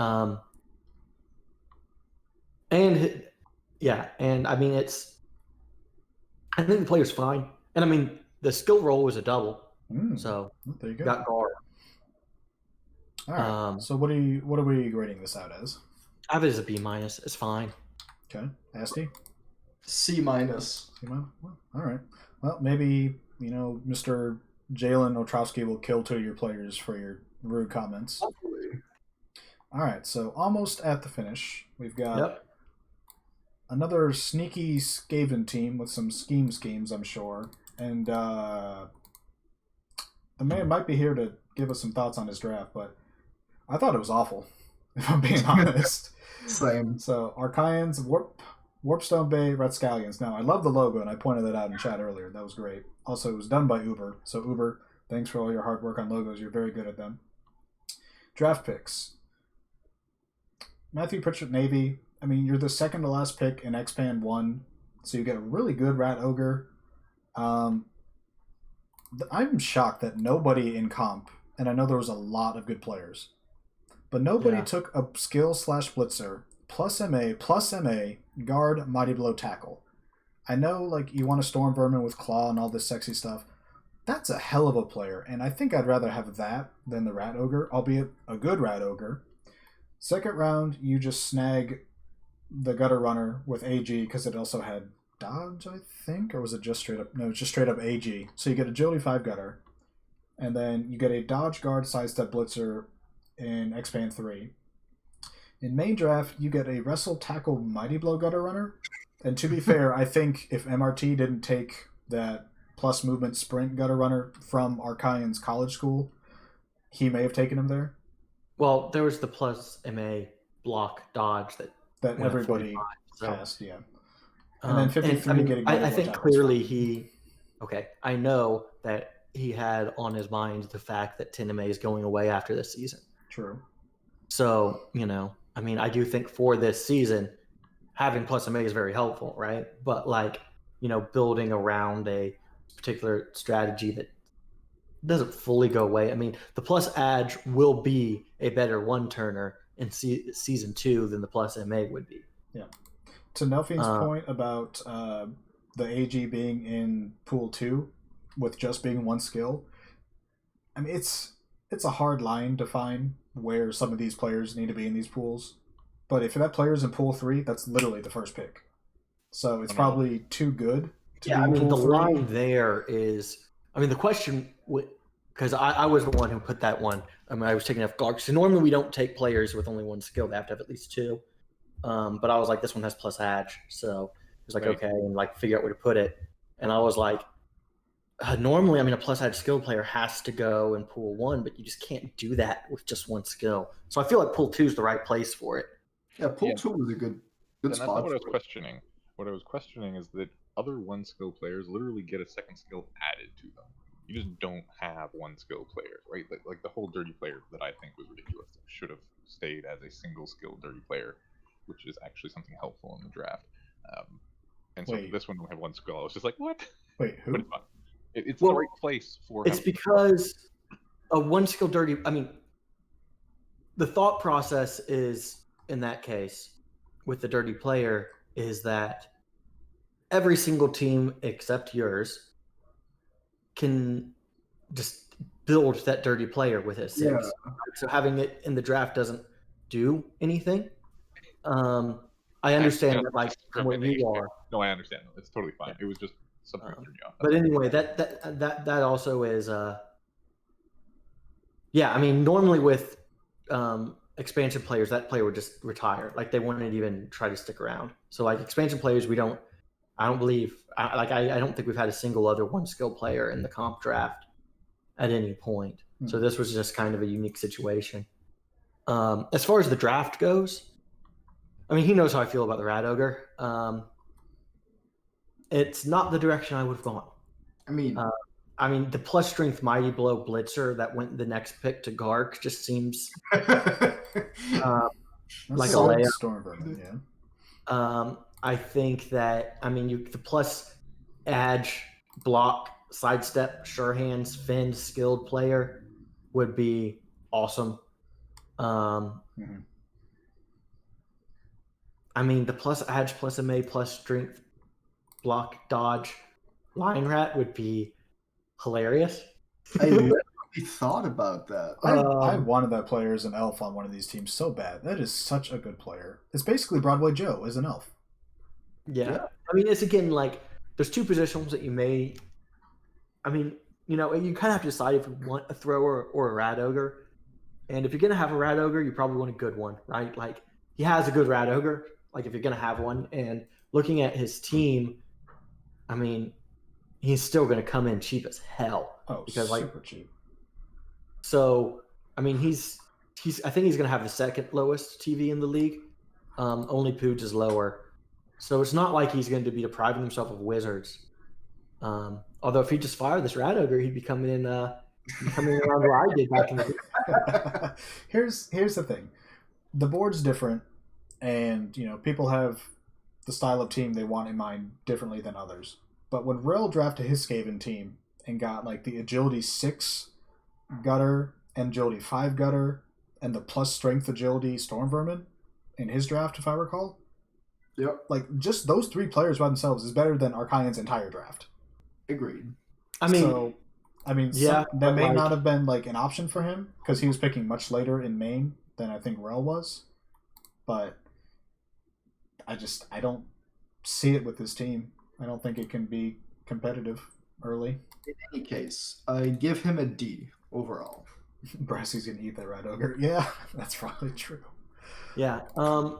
I mean, breaking down the actual picks, the Wrestle Tackle Mighty Blow is the one that because the Rat Ogre, I don't like having the Rat Ogre. But again, if you're gonna have a Rat Ogre, then okay, that's a game-changing Rat Ogre. Like he's gonna carry his weight just because that's a pretty damn good player. I mean, 7 MA, 6 strength, block guard is something that people have to worry about. The plus edge gutter, high potential.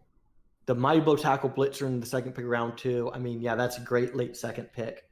The Dodge Guard Sidestep Blitzer.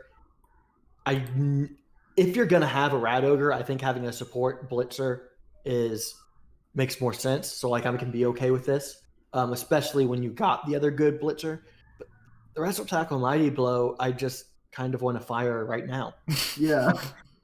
Now, but hey, Leaping Dagger. He's going to go Skink Hunting, I imagine. But I mean, I know why it's there. It's just personally, I just can't get on board with that one.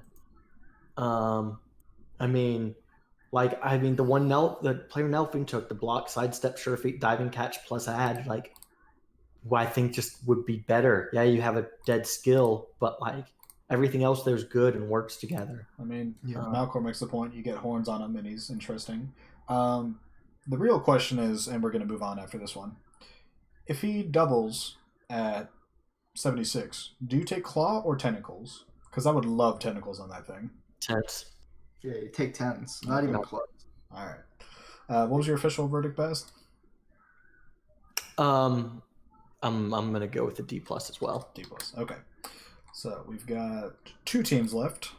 One more rookie team, and unfortunately Gark had the last pick of Pool 1 in X-Pan, but that also means he had the first pick in the next 2 rounds. So, like you said, the plus strength Mighty Blow guy at the end of Pool 1, that's a hell of a ward answer.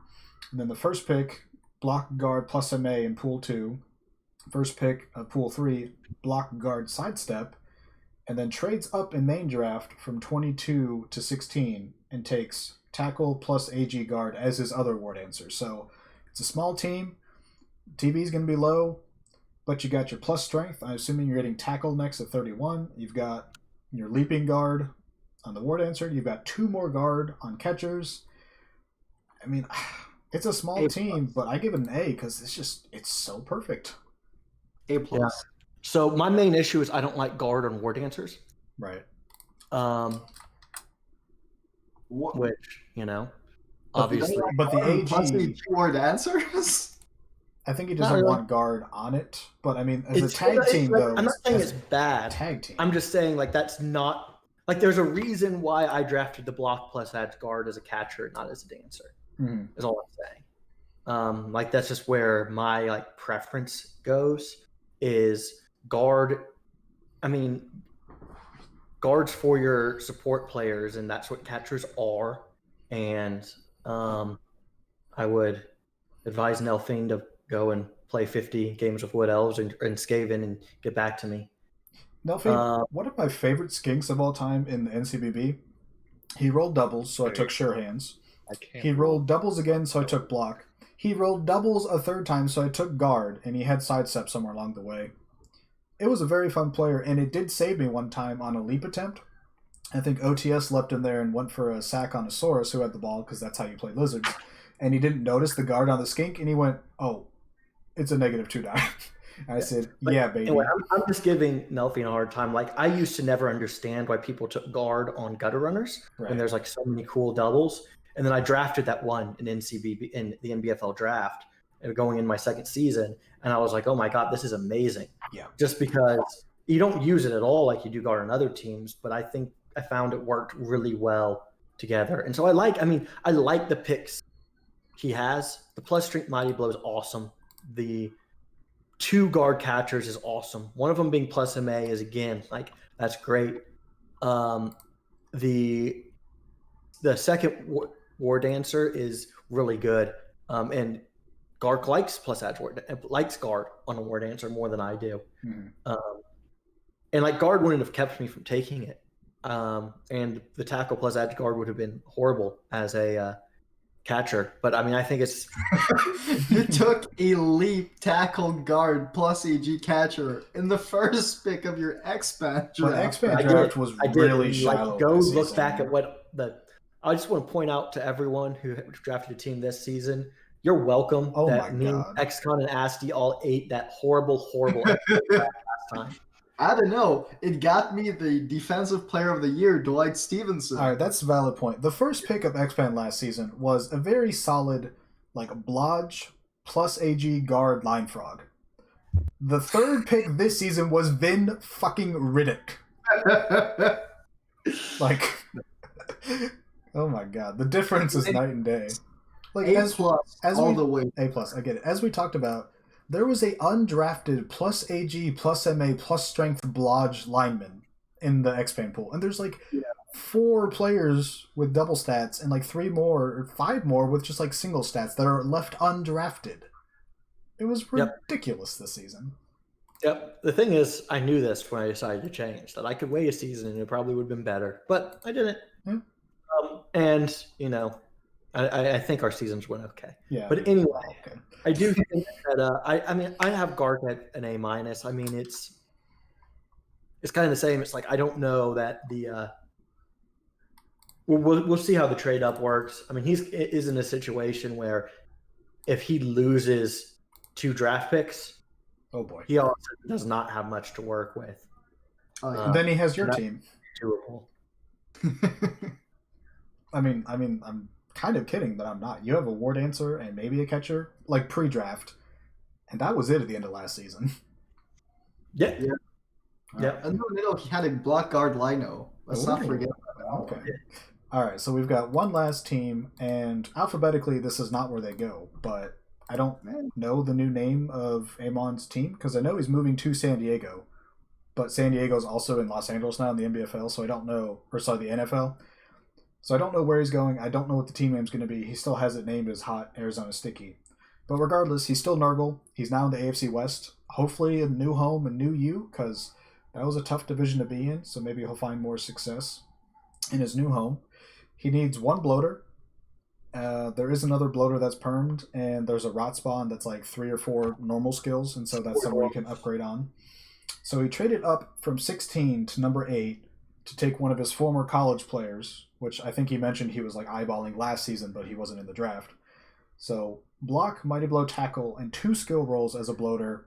He had 1 real big need, moved up and got it, and that's a great player. It could be a super great player if those skill rolls pop. So, you know, I gave him an A+. Yeah, I mean, I think that's a pretty clear A. Like, you know, actually, I'm going to move it up to an A+, just because we don't need to hear Asti whine about someone taking a Rodder with the 49th pick in the draft. Correct. So thank you, Amon, for saving us from listening to that again. But yeah, I mean, it's solid. I don't love tackle bloaters all that much, but considering you're dealing with both Doofus Dark Elves and then Jamon's Lizards that also end up having a bunch of dodge on their Saurus. Yeah. You definitely gonna get value out of it. 2 skill rolls is great. I mean, if you hit plus strength, you're happy. But even if not, just like take guard and stand firm, or take claw if that's what you want. I'd take guard, stand firm. Tentacles. Okay. He's gonna take claw. But I mean, in your division, you can kind of get away going any direction because you have 2 teams that have made the playoffs back-to-back seasons, and one's Lizards and one's Dark Elves. So, you kind of need to play against both. But I like it. I think it's good. I think it's that's probably. I mean, that might be Yes. That might be the second best trade as far as value. Okay. I think Plaid's trading back was massive as far as value as well. I think those 2 are the ones that clearly ended up being home runs for the person trading. Mm-hmm. So, Asti, what was your final grade on this one? Oh, Baz? No, you. Oh, I gave it an A- purely because I would have liked to pick 2 bloaters, replace the AV busted one. That's a fair concern. Sorry, the niggled one. Same thing. All right, so that should be it for our draft recap, aka the slanderous review, or whatever we decided to call it. We had a lot of discussions, and there's a lot of different opinions on some of these players. Yep. It's up to every coach to go out there, roll the dice, and prove us right or prove us wrong. And I'm excited for this season. I think it's gonna be a lot of fun. So, gentlemen, thank you for joining me, Baz, Asti, and there was quite a few of you listening. So, best of luck to everybody. And do we have a start date in mind? Well, it depends when everyone gets their teams ready. That depends on how fast you can give them their skills, Baz. It looks like he did most of that today. I've done everything that has been posted in the sheet. I'm waiting on another, I think, 10. But we'll get that cleaned up, and as soon as we're ready to go, we'll probably kick off. So the official start is February 3rd, but I'm hoping we can get started a week early, maybe on Wednesday, Okay. All right. Thursday, somewhere around there. Oh no! Now I have to type up a preview.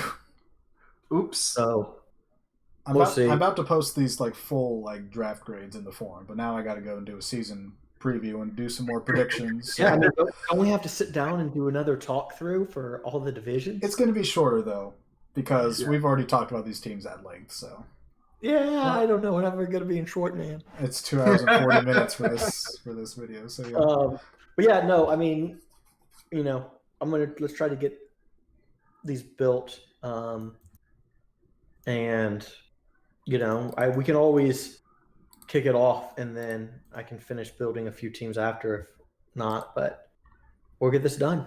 Yes, But the first week's going to be 2 rounds anyway, so the first deadline will be February 10th. Okay. No matter what we start. Okay.